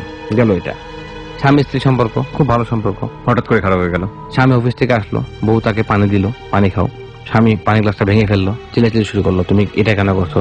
ওয়াইফের 10 বছর আগের কাহিনী নিয়ে চিল্লাচিল্লি শুরু করলো, বা ওয়াইফও তার স্বামী 10 বছর আগের ঘটনা নিয়ে চিল্লাচিল্লি শুরু করলো, কোনো কারণ ছাড়া, যেটা কোনো ব্যাখ্যা নাই, সায়েন্স কোনো ব্যাখ্যা দিতে আজও পারে নাই। এরকম অনেক মিস্ট্রি আছে পৃথিবীতে কিভাবে ভাই, যেগুলোর বিজ্ঞান আজ পর্যন্ত ব্যাখ্যা দিতে পারে না। থ্যাংক ইউ আপনার উদাহরণের জন্য। আমরা এবার একটু মেইলে যেতে চাই। এই ধরনের কথা আমাদেরকে লিখবেন না, কারণ এটা খুব কষ্ট লাগে আমরা যখন এই ধরনের বিশেষ করে হেডলাইন পড়ি, রেজা ভাই আমার প্রবলেম থেকে আমাকে বাঁচান, এই বিষয়গুলো না, মানে হয়তো আপনারা খুব বেশি মানে কষ্টে আছেন যে কারণে এরকম ভাবে বলেন, কিন্তু এটা বললে এটা কিন্তু এক ধরনের মারাত্মক গুনাহের কাজ। আমি নিজেই বলি, আল্লাহ তুমি আমারে বাঁচাও, আমি কেমনি মানুষকে বাঁচাবো? রাইট, সুতরাং এই ধরনের কথা বলবেন না, এবং যদি বলেন তাহলে আমরা আপনাদেরকে লেস প্রায়োরিটি দিব। যেহেতু আপনার মেইলটা ওপেন করে ফেলেছি, সে কারণেই পড়ছি। ভাই, আমি চাঁদপুর থেকে বলছি, আমার নামটা অন এয়ারে বলবেন না। আমি নতুন একটি বাড়ি করেছি, 4 তলা বিশিষ্ট, বাড়ির সামনে 3 কাঠার মধ্যে একটা ফুল বাগান করেছে আমার বাবা, আর বাগানটা ছিল উন্মুক্ত, অনেক মানুষ আসতো এবং যেত, কিন্তু মূল কথা হচ্ছে প্রথম কিছু মানুষের থেকে এত ভালো আতরের ঘ্রাণ পেতাম যা সাধারণত বাজারে পাওয়া যায় না, এবং কিছু মানুষ দেখতাম হুজুর টাইপের, এবং তারা দেখলেই সালাম দিত, আমার বাবাকে বলতো আপনার বাগানটা খুব সুন্দর এবং আমাকে খুব পছন্দ, তাই প্রতিদিন আসি, এমন কিছু মনে করে না তো? আমার বাবা বলতো না, এরকম অনেকেই আসে। কিন্তু হঠাৎ করে কি যেন হয়ে যায়, হুজুর টাইপের মানুষগুলো এখন আর দেখা যায় না, কিন্তু এখন এমন কিছু মানুষকে দেখা যায় যাদের শরীর থেকে এমন দুর্গন্ধ আসে যে মনে হয় দম বন্ধ হয়ে মারা যাব। এভাবেই চলতে থাকে অনেক দিন। এরপর 20 দিনের মতো আমরা সবাই ভ্রমণে দেশের বাইরে যাই, কিন্তু ভ্রমণ হতে আসার পর আমার বাড়িতে থাকতে পারি না। কি সব আজব ঘটনা ঘটে। ফুলবাগানের মধ্যে এমন মানুষ দেখা যায় যারা আমাদের মৃত পূর্বপুরুষ, কিন্তু বাগানে হাঁটতে দেখা যায়, এবং আমাদের ফ্যামিলির যাকে তাকে ডাকে তারা, ওকে। আর আমাদের বাসার কাজগুলো ভেঙে ফেলে মাসে 3 থেকে 5 বার কাজ পাল্টাতে হয়, এবং 3 থেকে 4 তলাতে যে থাকে তাকেই মারধর করে, এবং লিফট 2 তলার বেশি ওঠে না, কিন্তু মিস্ত্রি আনলে দেখা যায় কোনো সমস্যা নেই। এরপর একজন কবিরাজকে আনা হয় বাড়ি বন্ধ করার জন্য, তারপর তিনি বাড়ির 4 কোণে 4টি তাবিজ ঘিরে দেন। কিছুদিন ভালো থাকলেও এখন আবার সমস্যা আগের চাইতে ডাবল হয়ে গেছে, এবং ফুলবাগানে যে ঘুরতে যায় তাকে মারধর করে। এমনকি গত 29/4/2017 তারিখে আমাকে একটা চর মারে এবং চর মারার সাথে সাথে জ্বর উঠে যায়, যার ফলে 4 দিন বিছানায় থাকতে হয়। সলিউশন চেয়েছে আপনার কাছে, কি বলার আছে? উনি তো নাম প্রকাশ অনিচ্ছুক বলছে। না, আপনি তো দেখতেই পাচ্ছেন মেইলে যে নামটা আছে এখানে। নামটা উনি বলতে চাচ্ছেন, আমি নামটা বলবো না। প্রথম কথা কিবরিয়া ভাই, সবসময় আমি বলি আমার রেডিওতে 6 মাসের মতো হয়েছে আসছি, আমি মূর্খ মানুষ একজন, আমার ক্ষুদ্র জ্ঞানে বলবো প্রথম থেকে আজ পর্যন্ত আমি বলে আসতেছি যে তাবিজ, আমি পার্সোনালি তাবিজকে পছন্দ করি না। আমিও করি না, কারণ আমি আজ পর্যন্ত, আমি জানি না অনেকেই হয়তো বা যারা এখানে শুনছেন, যারা হয়তো তাবিজের পক্ষে আছেন, তাদের প্রতি আমরা যদি কোনো ধর্মীয় জ্ঞানী লোক থেকে থাকেন তার প্রতি যথেষ্ট সম্মান রেখে বলছি, আমাদের জানাশোনাতে আমরা যা পেয়েছি, বিশেষ করে ইউটিউবে, আমি অনেক বেশি ইউটিউবের উপর ডিপেন্ডেন্ট। আমি ইউটিউবে একটা ভিডিও এখন পর্যন্ত পাইনি যেখানে তাবিজের পক্ষে বলা হয়েছে। ইভেন আমি এমনও পেয়েছি ভিডিও যে কিছু তাবিজের উপরে আল্লাহ খোদাই করা থাকে, আপনি দেখবেন আল্লাহ লেখা থাকে, ওটা পর্যন্ত বলা হয়েছে এটা শিরক এবং এটা গুনাহের কাজ, মারাত্মক গুনাহের কাজ। সুতরাং আমার জায়গা থেকে আমিও তাবিজের পক্ষে না। বলেন এখন কিবরিয়া ভাই, যারা তাবিজ কবজ দেয় তারাই ভালো বলতে পারবেন তারা কেন দেয় বা কোথায় পেলো, কোন হাদিসে। কারণ আমি জানি কোরআনে কিন্তু তাবিজের কথা হ্যাঁ বলা নাই, না বলা নাই, হয়তো হাদিসে কোনো থাকতে পারে, আমার জীবনে আমি দেখি নাই। এই যে 4 কোনায় 4টা তাবিজ গিরে দেওয়া হইলো, উনি যেটা বলবো, তারপর থেকে উনি বলছে সমস্যা দ্বিগুণ হয়ে গেছে। কিছুদিন ভালো, এর আগে কিন্তু ব্ল্যাক ম্যাজিক নিয়ে আমরা কথা বলছিলাম, আপনি যেটা বলছিলেন একদম বাস্তব এক্সাম্পল সামনাসামনি যেটাকে বলে। কিছুদিন ভালো ছিল, তারপরে এমন দ্বিগুণ হইলো মালিককে পর্যন্ত পেরাচ্ছে, যেটা কখনো ঘটে নাই। উনি বলছে 4 মাস আগে বাড়ি করছে, বাগান করছে, সবকিছু ঠিক আছে, কিন্তু মালিকের গায়ে হাত তোলা হয় না। এখন মালিকের গায়ে হাত তোলা হচ্ছে, মালিককে মারধর করা হচ্ছে, অবস্থা আরো বেশি, সিচুয়েশন আরো খারাপ হয়ে গেছে। মৃত মানুষের চেহারা দেখতেছে বাসা বাড়িতে। এটাকে মারিদ বলে, মারিদ টাইপের জিন বলে এদেরকে। মারিদের মধ্যে ভালো জিন আছে, খারাপ জিন আছে। যেসব জিনরা খুব ভালো ব্ল্যাক ম্যাজিক জানে, জিনদের মধ্যে কিন্তু ব্ল্যাক ম্যাজিশিয়ান আছে। এই মারিদ জিনগুলা ব্লু কালারের অবয়ব নেই, মানে ব্লুই সেটা কালার থাকে, মানে তারা ব্লু কালারটা পছন্দ করে। আমরা বাকিটুকু শুনবো প্রিয় শ্রোতা, মাত্র 4 মিনিটের বিরতির পর। রেজা ভাই আমাদের সঙ্গেই আছেন। আর সবাইকে আমরা বলি, বিশেষ করে ইন্সপায়ার করি, যারা আমাদের এখানে গেস্ট হিসেবে আসতে চান, যদি প্যারানরমাল বিষয়গুলো নিয়ে আসতে চান, দয়া করে ছোট্ট একটা ভিডিও ক্লিপস এবং ছবি নিয়ে আসবেন। আমরা দুটো বিষয় আপনাদেরকে আমন্ত্রণ জানাতে চাই। যদি মনে করেন আপনার বাসাতে কিংবা আপনার কোনো একটি বিশেষ জায়গাতে আমাদেরকে ইনভাইট করছেন, আমাদের যে ঘোস্ট হান্টার টিম রয়েছে তারা যদি যেতে চায়, তাহলে অবশ্যই আপনাকে আমাদের অফিসে এসে যোগাযোগ করতে হবে এবং ভিডিও সহ। এবং যোগাযোগ করার নিয়মটা হচ্ছে, আমার যে পেজটি আছে, আমাদের টিমের যে পেজটি, সেই পেজে আপনি অবশ্যই আমাদেরকে যে নাম্বারটি দেওয়া আছে ওই নাম্বার অনুযায়ী আপনি আমাদেরকে টেক্সট করবেন। আমি পেজের ঠিকানাটা বলে দিচ্ছি, www.facebook.com/dorteam DAARTEAM dorteam। এই পেজটিতে লাইক দিবেন, ডর নামে পেজটি আছে, এবং এই পেজে একটি নাম্বার দেওয়া আছে, সেল নাম্বার। ওই সেল নাম্বারে আপনি শুধু SMS করবেন, ফোন দিলে ফোন আসবে না, কারণ এটা সবগুলো আননোন নাম্বার ব্লক করা আছে। আপনি শুধু টেক্সট পাঠাবেন, এবং আপনার টেক্সটটা যদি আমাদেরকে টাচ করে, যদি মনে হয় যে না আপনাকে গেস্ট হিসেবে নিয়ে আসা উচিত, কিংবা আপনার জন্য আমরা ব্যক্তিগতভাবে কিছু করতে পারি, কিংবা আপনার এলাকাতে আমাদের যাওয়া উচিত, আমরা নিজেরাই আপনাদের সঙ্গে যোগাযোগ করব। এবং রেজা ভাই, আপনাকে একটা বিষয় একটু আপনার কাছ থেকে একটু আমি আমার লিসনারদেরকে বলতে বলছি। অনেকেই মনে করেন যে এই সেলফোনটা বোধহয় আপনি ডিল করেন। সেলফোনটা আসলে আমি ডিল করি। ব্যাপারটা সেলফোনটা আসলে আমার কাছে থাকে না, কি ব্যাপার কাছে থাকে, ওখানে উনি আপনাদের মেসেজগুলো দেখে, দেখার পর যেগুলো মনে হয় বেশি সমস্যা সেগুলো আপনার কাছে নিয়ে যায়, তখন আমাকে উনি বলে। রাইট। সো ফার্স্ট ফিল্টারটা আসলে আমার কাছেই হয়। তো অনেকেই রেজা ভাইকে অ্যাড্রেস করে টেক্সট করেন, যে কারণে আমার আসলে কমিউনিকেশন করতে অনেক বেশি আনইজি লাগে, যে আমি আসলে রেজা ভাইয়ের হয়ে কি বলবো। তো যাই হোক, এটা একটু খেয়াল রাখবেন প্লিজ। ওকে, আমরা 4 মিনিট পরে আবারও ফিরে আসছি। ডর। 4 মিনিট পর প্রিয় শ্রোতা, আরো একবার স্বাগত। আপনারা শুনছেন ডরের স্পেশাল সেগমেন্ট উইথ রাব্বি রেজা এবং কিবরিয়া। আমি আপনাদের সঙ্গে রয়েছি। রেজা ভাই, আমি সরি একটু ইন্টারাপ্ট করেছিলাম আপনাকে বিরতির প্রয়োজনে। যে বিষয়টা নিয়ে আপনি কথা বলছিলেন, যে ব্ল্যাক ম্যাজিক বা ফুড, মারিদ যে জিনটার কথা বলছিলাম, মারিদ টাইপ একটা টাইপ জিনে, যারা খুব পাওয়ারফুল হয়, যারা ব্ল্যাক ম্যাজিক করে এবং যারা ব্লু কালার পছন্দ করে। হ্যাঁ, তারা নিজেকে কিং মনে করে, জিনদের মধ্যে কিং মনে করে, মানে মনে করে, এবং তারা একটু জ্ঞানী হয়, মেধাবী হয়। তারা কোনো কবিরাজের মাধ্যমে, তাবিজের মাধ্যমে যাবে না। এই যে আমাদের যে চাঁদপুরের ভাইটা বলছে যে তাবিজ গাড়া হয়েছে, ঘর বন্ধ করা হয়েছে, তাহলে তো জিন চলে যাওয়ার কথা, বা এইসব খারাপ জিনিস চলে যাওয়ার কথা, কিন্তু যাবে না তারা। তাদেরকে যাওয়ার পদ্ধতি একটু ভিন্ন।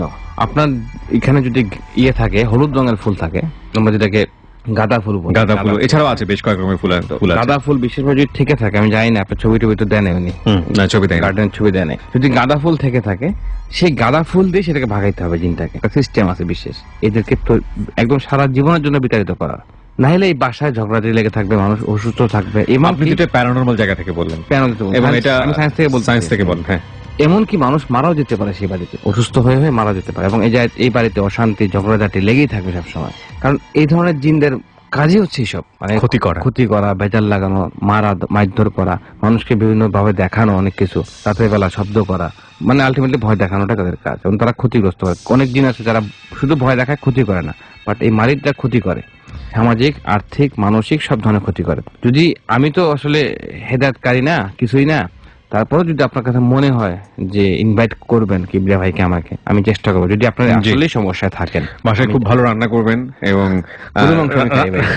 গরুর মাংসতে ভাত খাবো করে আমাদেরকে দাওয়াত দিবেন, আমরা পুরো টিম নিয়ে হাজির হয়ে যাবো। না ভাই, আমি কিন্তু কিছুদিন আগে এরকম একটা ভিডিও আপনাকে দিয়েছি, আপনাকে বোধহয় ওখানে ওই ভদ্রলোক এসছেন, এবং চিন্তা করতে পারবেন আমরা শুধু রেডিওতে বলেছিলাম এই কথাটা যে আল্লাহ 3টা জিনিস মানুষ অপছন্দ করে, কিন্তু 3টা জিনিস আল্লাহর কাছে খুব প্রিয়। 1 নম্বর হচ্ছে বাসায় মেহমান, 2 নম্বর হচ্ছে হলো কন্যা শিশু, এবং 3 নম্বর হচ্ছে বৃষ্টি। এইটা শোনার পরে উনি খুঁজে খুঁজে আমাদেরকে বের করেছেন, বের করে উনি বলছেন আপনি এটা রেডিওতে বলছেন এবং আপনাদেরকে আমি মেহমান হিসেবে দাওয়াত দিতে আসছি। এখন আমি ওনাকে কথা দিয়েছি, আপনারা ভিডিওটা দেখেছেন নিশ্চয়ই, আমাদের পেজে আছে। একজন হুজুর আসছিল, হ্যাঁ হুজুর এসেছিল, উনি বক্সার ছিল, যারা দেখেন না দেখতে পারেন। তো আমি ওনাকে কথা দিয়েছি, উনি এতটাই বিশ্বাস করেছেন যে আমরা সত্যি সত্যি ওনার বাড়িতে আমরা যাবো। আসলে আমরা মজা করি, আসলে দাওয়াত খাওয়ার জন্য যাবো না, আপনাদেরকে আমরা ভালোবাসি দেখে বলি। আপনি বলেন প্লিজ। আর যদি আমি সায়েন্টিফিক ভাবে যাই, এটা খুব ইজি একটা ডিলিউশন বলে, এটাকে ডিলিউশন।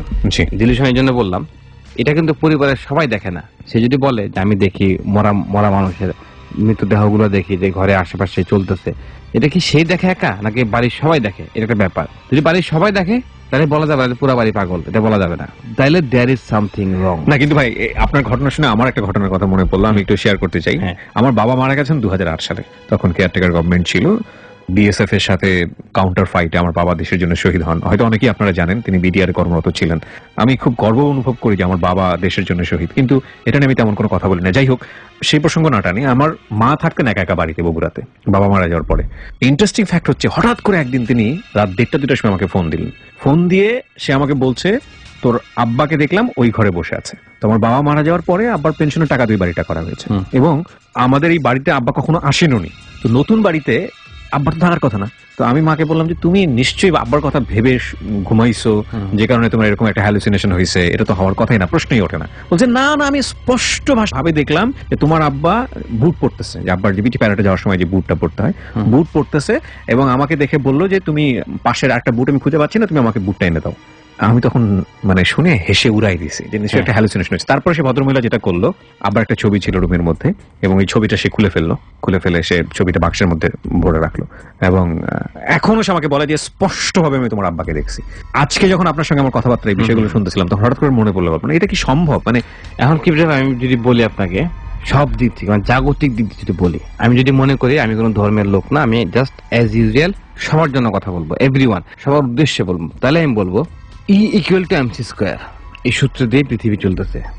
আমার কথা কেউ খারাপ ভাবে নিবেন না, আমি মাত্র বলে ফেলছি। যদি আমি সবার উদ্দেশ্যে বলি, হিন্দু, মুসলিম, বৌদ্ধ, খ্রিস্টান, নাস্তিক, মানে সব মানুষের, ইমানদার, বেঈমানদার, তাহলে বলবো E=mc², মানে প্রত্যেকটা ক্রিয়ার সমান ও বিপরীত প্রতিক্রিয়া আছে। তাইলে একটা মানুষ যখন মারা যায়, এর প্রতিক্রিয়া কি? মাটিতে কবর দিয়ে দিলাম, প্রতিক্রিয়া সে মরে পচে গলে গেল, তাইলে তার যে এনার্জি ছিল সেটা কোথায় গেল? দেহ ছিল, দেহ অশেষ, মানে বডি পার্ট, চুল কিন্তু নষ্ট হয় না, রুহটা কই গেল? চুলটা রয়ে গেল, রুহ তো আমরা চোখে দেখি না। এনার্জি বলতেছি, আমি সেটাকে এনার্জি বলবো। আমাদের এই যে আমি কথা বলতেছি, একটা এনার্জি, আমি আমার দম বন্ধ হলে মারা যাবো।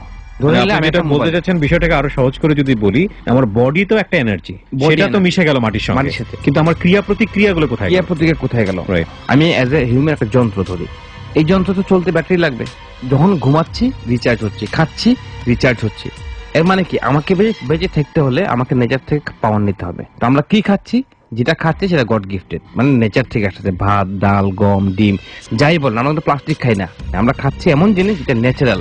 এজ এ লিসেনার যারা আছে তারা চিন্তা করবে, তো আমরা কি খাচ্ছি? আমরা খাচ্ছি ন্যাচারাল জিনিস, যেটা মানে ম্যান মেড না, যেটা মানুষ তৈরি করে, প্রকৃতিতে যেটা আছে। আমরা একটু ফর্ম চেঞ্জ করতেছি। আপনি বলেছেন চিপস তো মানুষ বানায়, চিপস কেমনি মানুষ বানায়? চিপস তো আলু থেকে তৈরি হয়, আলু তো মানুষ বানায় নাই, রাইট? ওইটাই বললাম, ফর্ম চেঞ্জ হচ্ছে এনার্জি, রাইট? আমি যখন মারা যাচ্ছি, আমি সারা জীবন যে মনের উপর মন খেয়ে গেলাম, সেগুলা কোথায় গেল? তাহলে টয়লেট হয়ে বের হয়ে গেছে মনে করেন, কিন্তু এনার্জিটা কোথায় যাচ্ছে? আমি যে এনার্জি গেইন করলাম, প্রোটিন, ক্রিয়েটিনিন, তারপরে বিভিন্ন ধরনের নিউরন, এগুলো কোথায় যায়? সেটাই হচ্ছে এনার্জি। আমি বলবো কেবরিয়া ভাই, যে যেমন জিন আছে পৃথিবীতে, মানুষ আছে, আত্মার যে ব্যাপারটা, আত্মিক যে ব্যাপারটা, সেটা কিন্তু আমাদের কিতাবে, কোরআন শরীফে হ্যাঁও নাই নাও নাই, আত্মা বলে কিছু নাই, এ ধরনের কোনো আয়াত নাই। আত্মা বলে কিছু আছে, এটা কিন্তু আছে, আত্মা আছে যেটা মানুষ মরার পরে রূহটাকে আল্লাহ উপরে নিয়ে যাবে, মানে রূহ কিন্তু আছে। অনেক হুজুররা বলে আত্মা বলতে কিছু নাই, তাহলে রূহটা তাহলে কি আমাকে বলেন? কেন আল্লাহ বলছে যে মরার পরে দেহ থেকে যায় পৃথিবীতে, রূহটা নিয়ে যাবে উপরে, কবরে আযাব হবে দেহের না, রূহের আযাব হবে। তাহলে রূহটা কি? রূহটাই হচ্ছে আত্মা। এখন আত্মা পৃথিবীতে ফিরে আসে কিনা? অনেকে দেখবেন বলে আত্মহত্যা করছে, ফাঁস লাগে মরছে, তার আত্মা মানুষ দেখে, ঘোরাফেরা করে, ইভেন নাইট গার্ড পর্যন্ত দেখে। তাহলে সেটা কি? সে আযাব প্রাপ্ত। আমি বলবো, মানে আমার পার্সোনাল মতামত, এটা কেউ খারাপ উল্টাপাল্টা ভাবে নিবেন না, আমার পার্সোনাল মতামত, সেই আত্মাটা হচ্ছে খারাপ আত্মা, সে হচ্ছে মানে আযাব প্রাপ্ত আত্মা। কারণ আমরা যারা আত্মহত্যা মহাপাপ, বা যারা খুন করে মারা যায়, যারা অ্যাক্সিডেন্টে মারা যায়, পানিতে ডুবে মারা যায়, এরকম অনেক কিছু আছে। তো আমি বলবো কিছু কিছু আত্মা আছে যারা আযাব প্রাপ্ত, তারা দুনিয়াতে ঘোরাঘুরি করতে পারে। এটা হয়তো বা, এটা একটা আমার হাইপোথিসিস, নট ফ্যাক্ট। হইতে পারে ব্যাপারগুলো যে রিয়েল, এখনো আবিষ্কৃত হয় নাই, সায়েন্স এখন আবিষ্কার করে নাই, একসময় করবে, তখন আমরা জানতে পারবো। বাট আমি মনে করি এগুলো এক্সিস্ট করে দুনিয়াতে, রূহ ব্যাপারটা যেটা, হ্যাঁ রূহটা এক্সিস্ট না, কিন্তু অনেক সময় আমি তো এরকম ভালো গল্প শুনেছি। যেমন ধরেন, আমি আরেকটা গল্প বলি আমার পরিবারের, সেটা হচ্ছে যে এরকম পেয়েছি যে জিকির করে দেশে, পূর্বপুরুষরা মারা গেছেন, কিন্তু উনি যখন জিকিরে বসেন কোন রুমে, তখন বলতেছে যে আমার পূর্বপুরুষ যারা ভাই ব্রাদার আছে তারাও এই রুমে আছে, সুতরাং তোমরা পবিত্রতা মেনটেন করে আসো এখানে। তো তারা তাহলে আপনি কি বলবেন? তারাও তো রূহ, এখন ভালো বিষয়, সেটা রূহ। আমি যদি হাইপোথিসিস বলি, নট ফ্যাক্ট, হাইপোথিসিস বললে রূহ তাহলে আসতে পারে মেবি। তারা তো আর দেখা যায় না চোখে, খালি চোখে দেখা যায় না, তারা উড়াউড়ি করে, আকাশে উড়ে, হয়তো বা এই রূহগুলা আমার দুনিয়াতে আসতে পারে। এই রূহের মধ্যে যারা পাওয়ারফুল, তারা মানুষকে কিছুটা হলেও টাচ করতে পারে, ফিল করাতে পারে যে আমি এখানে আছি। অনেক দেখবেন যে স্বামী স্ত্রী বিয়ে হয়েছে বা বাবা মারা গেছে অনেক সন্তানের, তো দেখেন একটা সন্তান বাবাকে কত ভালোবাসে, মাকে কত ভালোবাসে, যখন মারা যায় ভালোবাসা তখন জিরো হয়ে যায়, তখন সে লাশ হয়ে যায়। যদি বলা হয় আপনার বন্ধু মারা গেছে, ঘনিষ্ঠ বন্ধু, তুমি এই লাশের সাথে সারা রাত থাকো, আপনি থাকতে পারবেন না, ভয় পাবেন। এটা তো আমাদের সামাজিকতা, এটা শরৎচন্দ্র একটা গল্পই ছিল বলে, শরৎচন্দ্র ভয় পাবেন। কারণ যেই বন্ধু সারা জীবন সাথে ছিল, যার সাথে ঘুমাইছেন, খেলছেন একসাথে, তার সাথে এখন থাকতে ভয় পাচ্ছেন। তার সাথে ভয় পাচ্ছে না, আসলে তার ফর্মটা চেঞ্জ হয়েছে, ওই ফর্মটাকে সে ভয় কারণ পাচ্ছে। ভয় পাচ্ছেন তার ফর্মটা কোন, সে কথা বলতেছে না, সেটাকে ভয় পাচ্ছি আমরা। তার মধ্যে এনার্জি নাই, জিরো হয়ে গেছে। না, এর পেছনে কারণ আছে।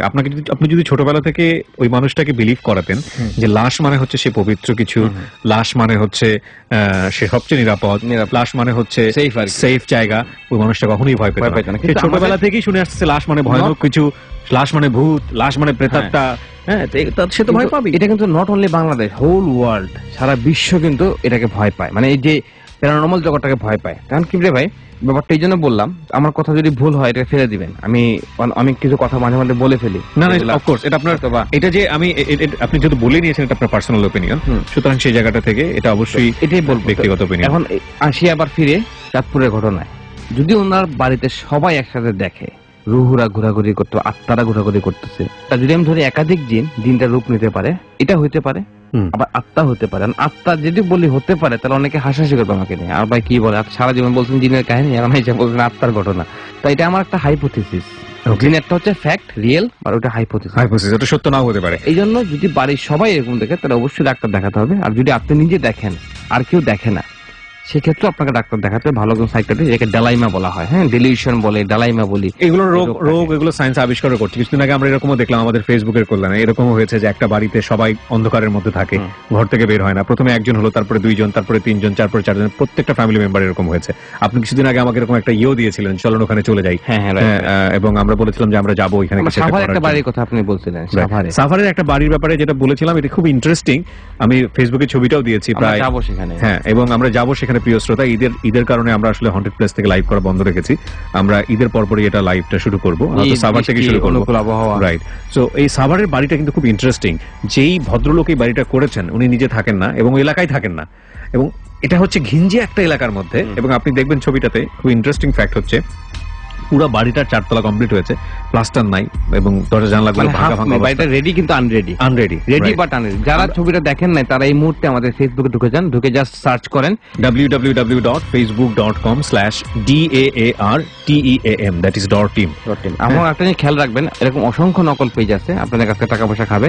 সবচেয়ে বেশি লাইক যেটাতে, প্রায় 2 লাখের কাছাকাছি লাইক, সেটা হচ্ছে আসল পেজ, বাকি সব নকল পেজ, রাইট। কিন্তু ভাই আমি একটা স্টোরি বলতে চাই, আমার স্টোরির আগে আমি একটা মেইল পড়তে চাই, তারপরে আপনার স্টোরিটা শুনবো।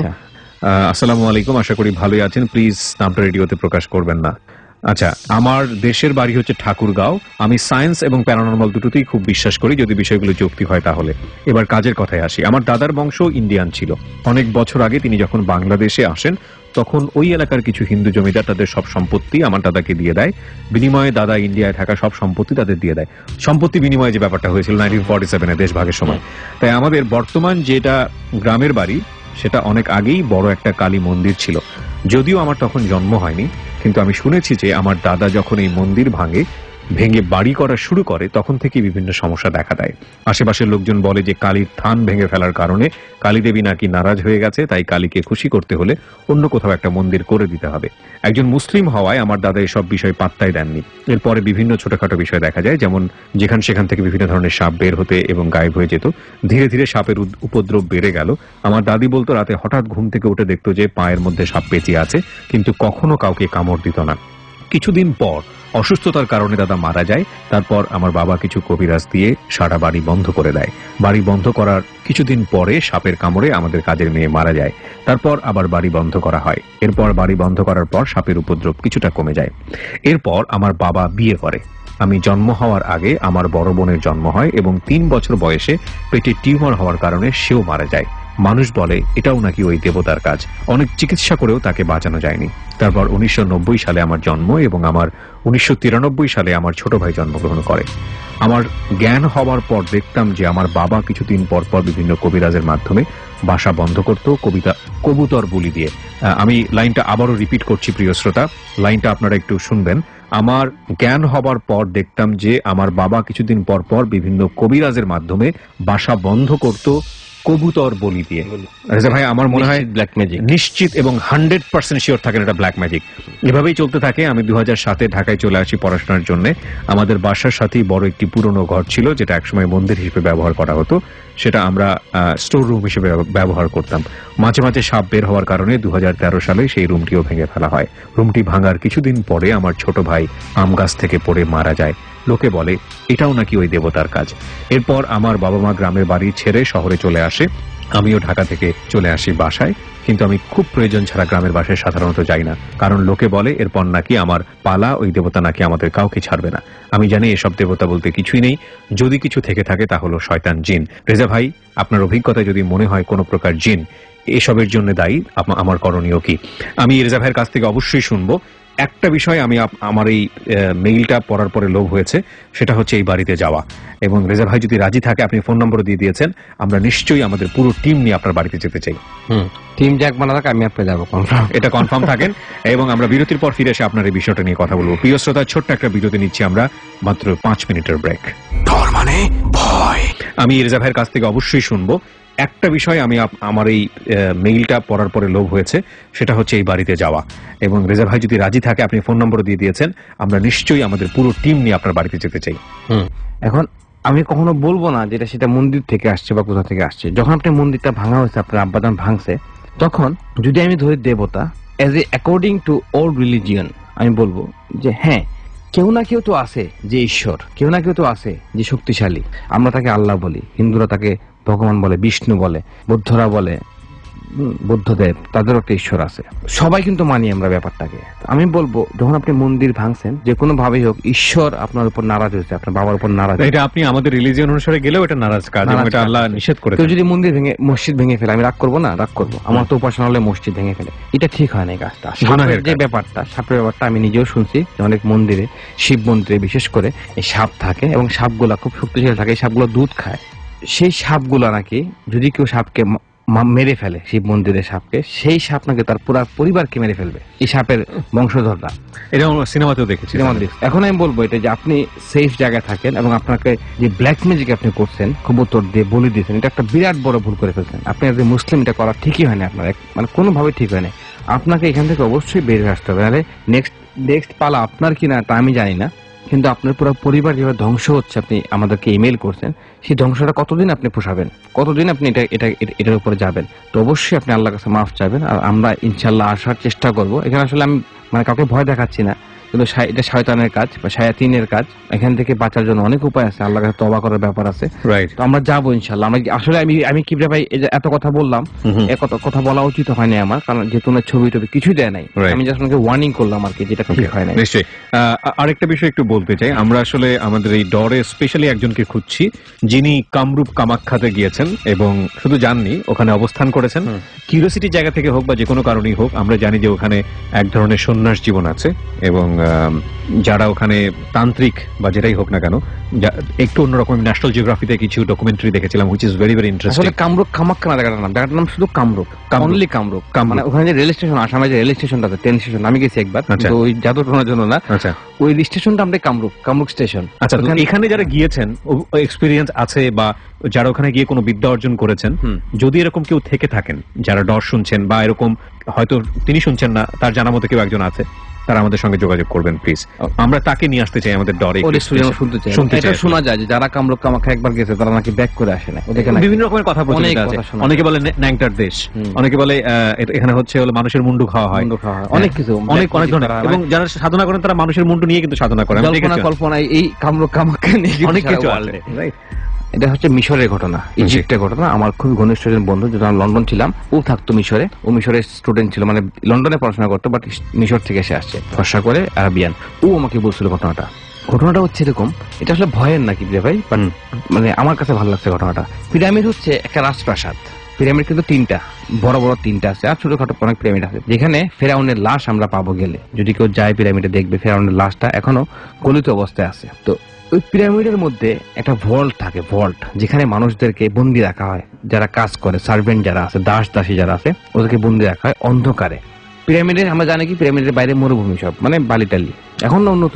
ওই সময় ওদের একটা দাসীর একটা বাচ্চা হয়, একটা বাচ্চা জন্ম হয়, বাচ্চাটা অন্ধকারে জন্ম হয়। ওই দাসী যারা ছিল তারা কোনো আলো দেখে নেয়, কারণ তারা জন্ম হইতো সেখানে অন্ধকারের মধ্যে, মারা যেত অন্ধকারের মধ্যে এবং কাজ করতো অন্ধকারের মধ্যে। পিরামিডের ভিতরে ওয়ার্কার ছিল আলাদা, আর বাইরে যারা কাজ করতো আউটডোরে তারা আলাদা ছিল। বাইরের ওয়ার্কার সৈন্যরা মাঝে মাঝে ঢুকতে পারতো, ফের অনেক সৈন্য ছিল, তারা মাঝে মাঝে ঢুকতো অন্ধকার রুমে, ঢুকে অনেক ধরনের অসামাজিক কার্যকলাপ করতো দাসীদের সাথে, মানে নির্যাতন, মানে পুরোটাই নির্যাতন করতো সবসময়। তো ওই অন্ধকার করে একটা বাচ্চার জন্ম হয়, সেই বাচ্চারা দিন দিন বড় হয়, আস্তে আস্তে বড় হয়। তো মাকে জিজ্ঞেস করে, মা এখানে এত অন্ধকার কেন? তখন মা তারে বলে যে বাবা দুনিয়াটাই অন্ধকার। তখন বাচ্চা বলতেছে, বাচ্চা বড় হচ্ছে, বলছে মা ওই বাইরে থেকে যে সৈন্যরা আসে এসে বলে বাইরে সূর্য আছে, চাঁদ আছে, গাছপালা আছে, এগুলো আছে, এগুলো তো দেখলাম না কখনো, এগুলো কি? তো মা বলে এগুলো, মা তখন বাচ্চারা বলে যেগুলো তারা মিথ্যা কথা বলে, এটা কল্পনা জল্পনা, এগুলো মানে বাস্তব না। কিসের গাছপালা, কিসের সূর্য, আমাদের দুনিয়াটাই অন্ধকার। তো বাচ্চাটা বড় হয়ে গেল শুনে, সে তো কখনো আলো দেখে নাই, সে মশালের আগুন দেখছে, মশালে আগুনে দেখছে, এতটুকু। সে এখানেই কাজ করে, ঘরের কাজ করে, পরিষ্কার করে, ধোয়া মোছা করে, মানে ইন্টেরিয়রের কাজ করে তারা। একদিন রাতে মা শুয়ে আছে, বাচ্চা বড় হয়ে গেছে, মানে বড় মানে কি, তার বয়স 30 বছর বয়স, মানে অনেক বড় যুবক। তো বাচ্চারা চিন্তা করে আমি এখান থেকে বাইরে যাবো, গিয়ে দেখবো কি হয়। এখন তারা এটাও জানে না যে কখন ঘুমানোর সময়, আর কখন দিনের বেলা, কখন রাতের বেলা, কখন ঘুমাইতে হবে, কারণ যেহেতু আলো ঢুকে না সেখানে। তারা যখন ঘুম আসে ঘুমায় যায়, আর যখন জাগ্রত হয়ে যায়। সে ঘুম থেকে উঠছে, লুকে উঠছে, উঠে সে হাঁটা শুরু করছে, আমি বের হবো এখান থেকে, এখন বাইরে দেখবো যে মানুষ যে বলে এটার বাইরে একটা দুনিয়া পৃথিবী আছে, সেটা দেখবো আমি। সে বের হয়, যখন সে বের হয় তখন তো ঘড়ি ছিল না, বাট সূর্য ঘড়ির সময় যদি ধরা হয় তখন রাত 12টা বাজে। আর ওই ছেলেটা পিরামিড থেকে বের হয়ে গেছে, হাতে মশাল নিয়ে বের হয়ে গেছে। তখন সবাই ঘুমাচ্ছে, আর তখন তো রাতের বেলা, অমাবস্যার রাত, বের হয়ে গেছে। বের হয়ে সে দেখে অন্ধকার আর মরুভূমি। সে যতদূর হেঁটে যাচ্ছে, ডানে বামে হেঁটে যাচ্ছে, দেখতেছে বালি আর বালি আর অন্ধকার। আকাশে তাকাচ্ছে অন্ধকার, নিচে তাকাচ্ছে অন্ধকার, আর চতুর্দিকে বালি। এবং সে লাঠি দিয়ে একটা দাগ দিয়ে যাচ্ছে, যদি সে রাস্তাটা না হারায় ফেলে। তার মেইন গেট থেকে বেরিয়েছে, লাঠি দিয়ে দাগ দিচ্ছে যাতে সে না হারায় ফেলে রাস্তা। সেরকম 3 ঘন্টা হাঁটছে, মানে আরো 1 ঘন্টা থাকলে দিন হয়ে যেত, ভোর হতো। 3 ঘন্টা হাঁটার পরে সে যখন দেখতেছে যে চতুর্দিকে অন্ধকার, কালো কালো কালো, সে আবার ব্যাক করছে। তো মা বুঝতে পারছে যে তার পাশে বাচ্চাটা নাই, মা বুঝতে পারছে, মা ভয় পেয়ে গেছে, যদি সৈন্যরা তাকে দেখে ফেলে তাকে মেরে ফেলবে বাইরে, কারণ বাইরের ভিতর লোক বাইরে যাওয়া নিষেধ। বাচ্চা ওই ছেলেটা কিন্তু যুবকটা আস্তে আস্তে আবার ব্যাক করছে, ব্যাক করে মার কাছে গেছে। মা বুঝতে পারছে যে বাচ্চাটা ব্যাক করে আসছে। তো মা কোনো কথা বলতেছে না, বাচ্চা বলতেছে, মা তুমি ঠিক বলছিলা, হ্যাঁ দুনিয়াটা আসলে অন্ধকার, দুনিয়াতে সূর্য বলতে কিছু নাই এবং চাঁদ বলতে কিছু নাই, মানুষ যে বলে গাছপালা নদী নালা সব মিথ্যা কথা। মা আমি বেরিয়েছিলাম, বেরিয়েও দেখি অন্ধকার, আমাদের ভিতর যেমন বাইরেও এমন, দুনিয়াটা আসলে অন্ধকার। এই যে সৈন্যরা সব মিথ্যা কথা বলতো, এটা সব মিথ্যুক। মা তুমি সত্য, তুমি সত্যি বলতা, দুনিয়াটা অন্ধকার। এটা হচ্ছে আমার স্টোরি, এটা কোনো ভয়ের না কি ভাই। গল্পটা কেন বললেন? গল্পটা এই জন্য বললাম, আমরা অন্ধকারে আছি, আমাদের মধ্যে শিকল বাঁধা, যে শিকলটা আমরা এখনো ভেদ করতে পারি নাই। গল্পটা এই জন্য বললাম কি ভাই, যে মানুষের মধ্যে যে গণ্ডি আছে, আমরা যে গণ্ডির মধ্যে আবদ্ধ, এই যে কিছু হইলি কবে জায়গায় চলে যাওয়া, এই যে কবে জায়গা গিয়া হুজুর আমাকে জিন ধরছে, ভূত ধরছে, হুজুররাও একটা গণ্ডির মধ্যে আমাদেরকে রেখে দিছে, মানে সরি হুজুর বলবো, তাদের ইন্টারেস্ট আছে, কবিরাজরা, বিশেষ ধরনের কবিরাজ, বিশেষ ধরনের হুজুর, কবিরাজরা, হ্যাঁ, ওরা আমাদের গণ্ডির মধ্যে রেখেছে। কিছু হইলেই মানে হচ্ছে তোমাকে জিন ধরছে, তোমাকে জিন ধরছে, ভূত ধরছে। আসলে সেটা কি জিন, সেকে কেন ধরলো, কি উদ্দেশ্যে ধরলো, এগুলো তো আর বলতে পারতেছে না কবিরাজ। জাস্ট তাবিজ কবজ দিয়ে বাড়ি বন্ধ করে চলে আসতেছে। এই গুণ থেকে আমাদেরকে বের হতে হবে, বের হয়ে জানতে হবে বাস্তবতা কি। আমাদের এই প্রোগ্রাম শুনতে হবে। প্রতিটা লিসেনারের আমি বলবো কি ভাই, প্রতিটা এশিয়ান মানুষ যারা বাংলা বুঝে তাদেরই আমাদের প্রোগ্রাম শোনা উচিত, শুনে সায়েন্স ভার্সেস প্যারানর্মাল জগৎটা জানা উচিত। এবং আমি এখানে আমরা যোগ করতে চাই, লিংকও দিচ্ছি, রাইট, আমরা এখানে যোগ করতে চাই, আমরা খুব হ্যাপি যে আমাদের এখানে, আমাদের লাইভে হোক বা রেডিওতে হোক, অসংখ্য মানুষ এই অনুষ্ঠানটা শোনেন। আমরা খুব হ্যাপি যে আমরা খুব পজিটিভ ফিডব্যাক পাই, কিন্তু আমরা সেদিনই মনে করবো আমরা সাকসেস যখন এই অনুষ্ঠানটা শুনে অন্তত 100 জন রিসার্চার তৈরি হবে এই প্যারানর্মাল বিষয়গুলো নিয়ে সঠিক ব্যাখ্যা দেওয়ার জন্য। কারণ আমরা আসলে সেই ধরনের মানুষেরই খোঁজ করছি। 150তম পর্ব থেকে সেই ধরনের মানুষেরই আনাগোনা হবে আমাদের এই ডর। তো আজকে শেষ করি। হ্যাঁ, শেষ করার দুইটা কথা বলে নি।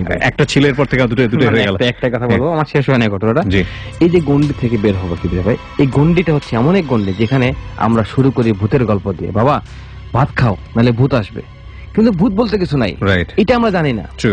এই ভূতের গল্প শুনি, আমরা শুনে মজা পাচ্ছি, টিভিতে দেখতেছি মহিলা সাপ হয়ে যাচ্ছে, নাগ নাগিনীর গল্প, যেগুলো অবাস্তব, আমরা শুনে মজা পাচ্ছি, দেখতেছি, যাক যেগুলো পুরাই সময় নষ্ট, কিন্তু জিনের ঘটনা আমরা শুনতেছি না। আসলটা যদি আমরা জানতাম সেটা যে কত ইন্টারেস্টিং। জিন কি, জিন কেন ধরে, কিভাবে ধরে, আমাদের প্রোগ্রামের মাধ্যমে শোনানো হচ্ছে। আমরা তো পারতাম ভূতের গল্পের বই কিনে এনে গল্প বলতে, আমরা তো সেটা বলতেছি না। এটাই বলবো দর্শকদেরকে, আমার এই গল্প বলার উদ্দেশ্য এটাই ছিল, আপনারা গন্ডি থেকে বের হয়ে আসেন, বাস্তবতাটাকে দেখেন। কারণ খারাপ জিনিস কিন্তু মজা, টেস্টি, যত দুনিয়াতে খারাপ জিনিস সব মজা খাইতে, কিন্তু ভালো জিনিস মজা নাই। ভালো জিনিসের মজাটা আছে, আমরা নিতে চাই না, রাইট। এটাই বলবো যে রিয়েলটাকে নেন, অরিজিনাল যে জিনিস আপনার কাছে মনে হয়, রিসার্চ করেন, দেখেন, সেটাকে নেন। এটা বলি আর কি, আমাকে শেষ করতে হবে, আজকে সময় নেই। তো আজকে ঈদ মোবারক অবশ্যই অ্যাডভান্স, এবং সবাই অনেক ভালো থাকুন। রেজা ভাই এবং আমাদের সবার জন্য, আমাদের টিম মেম্বার যারা আছে তাদের জন্য, সবার জন্য দোয়া করবেন। অনেক ভালো থাকুন, আপনারা আছেন বলেই আমাদের রেডিও প্রোগ্রামগুলো এত সুন্দর। আপনাদের পার্টিসিপেশন সবসময় আমাদের কাম্য। অনেক ভালো থাকুন, আজকের মতো শুভরাত্রি। ডর মানে ভয়, হন্টেড বাই প্রাণ মিস্টার ম্যাঙ্গো ক্যান্ডি।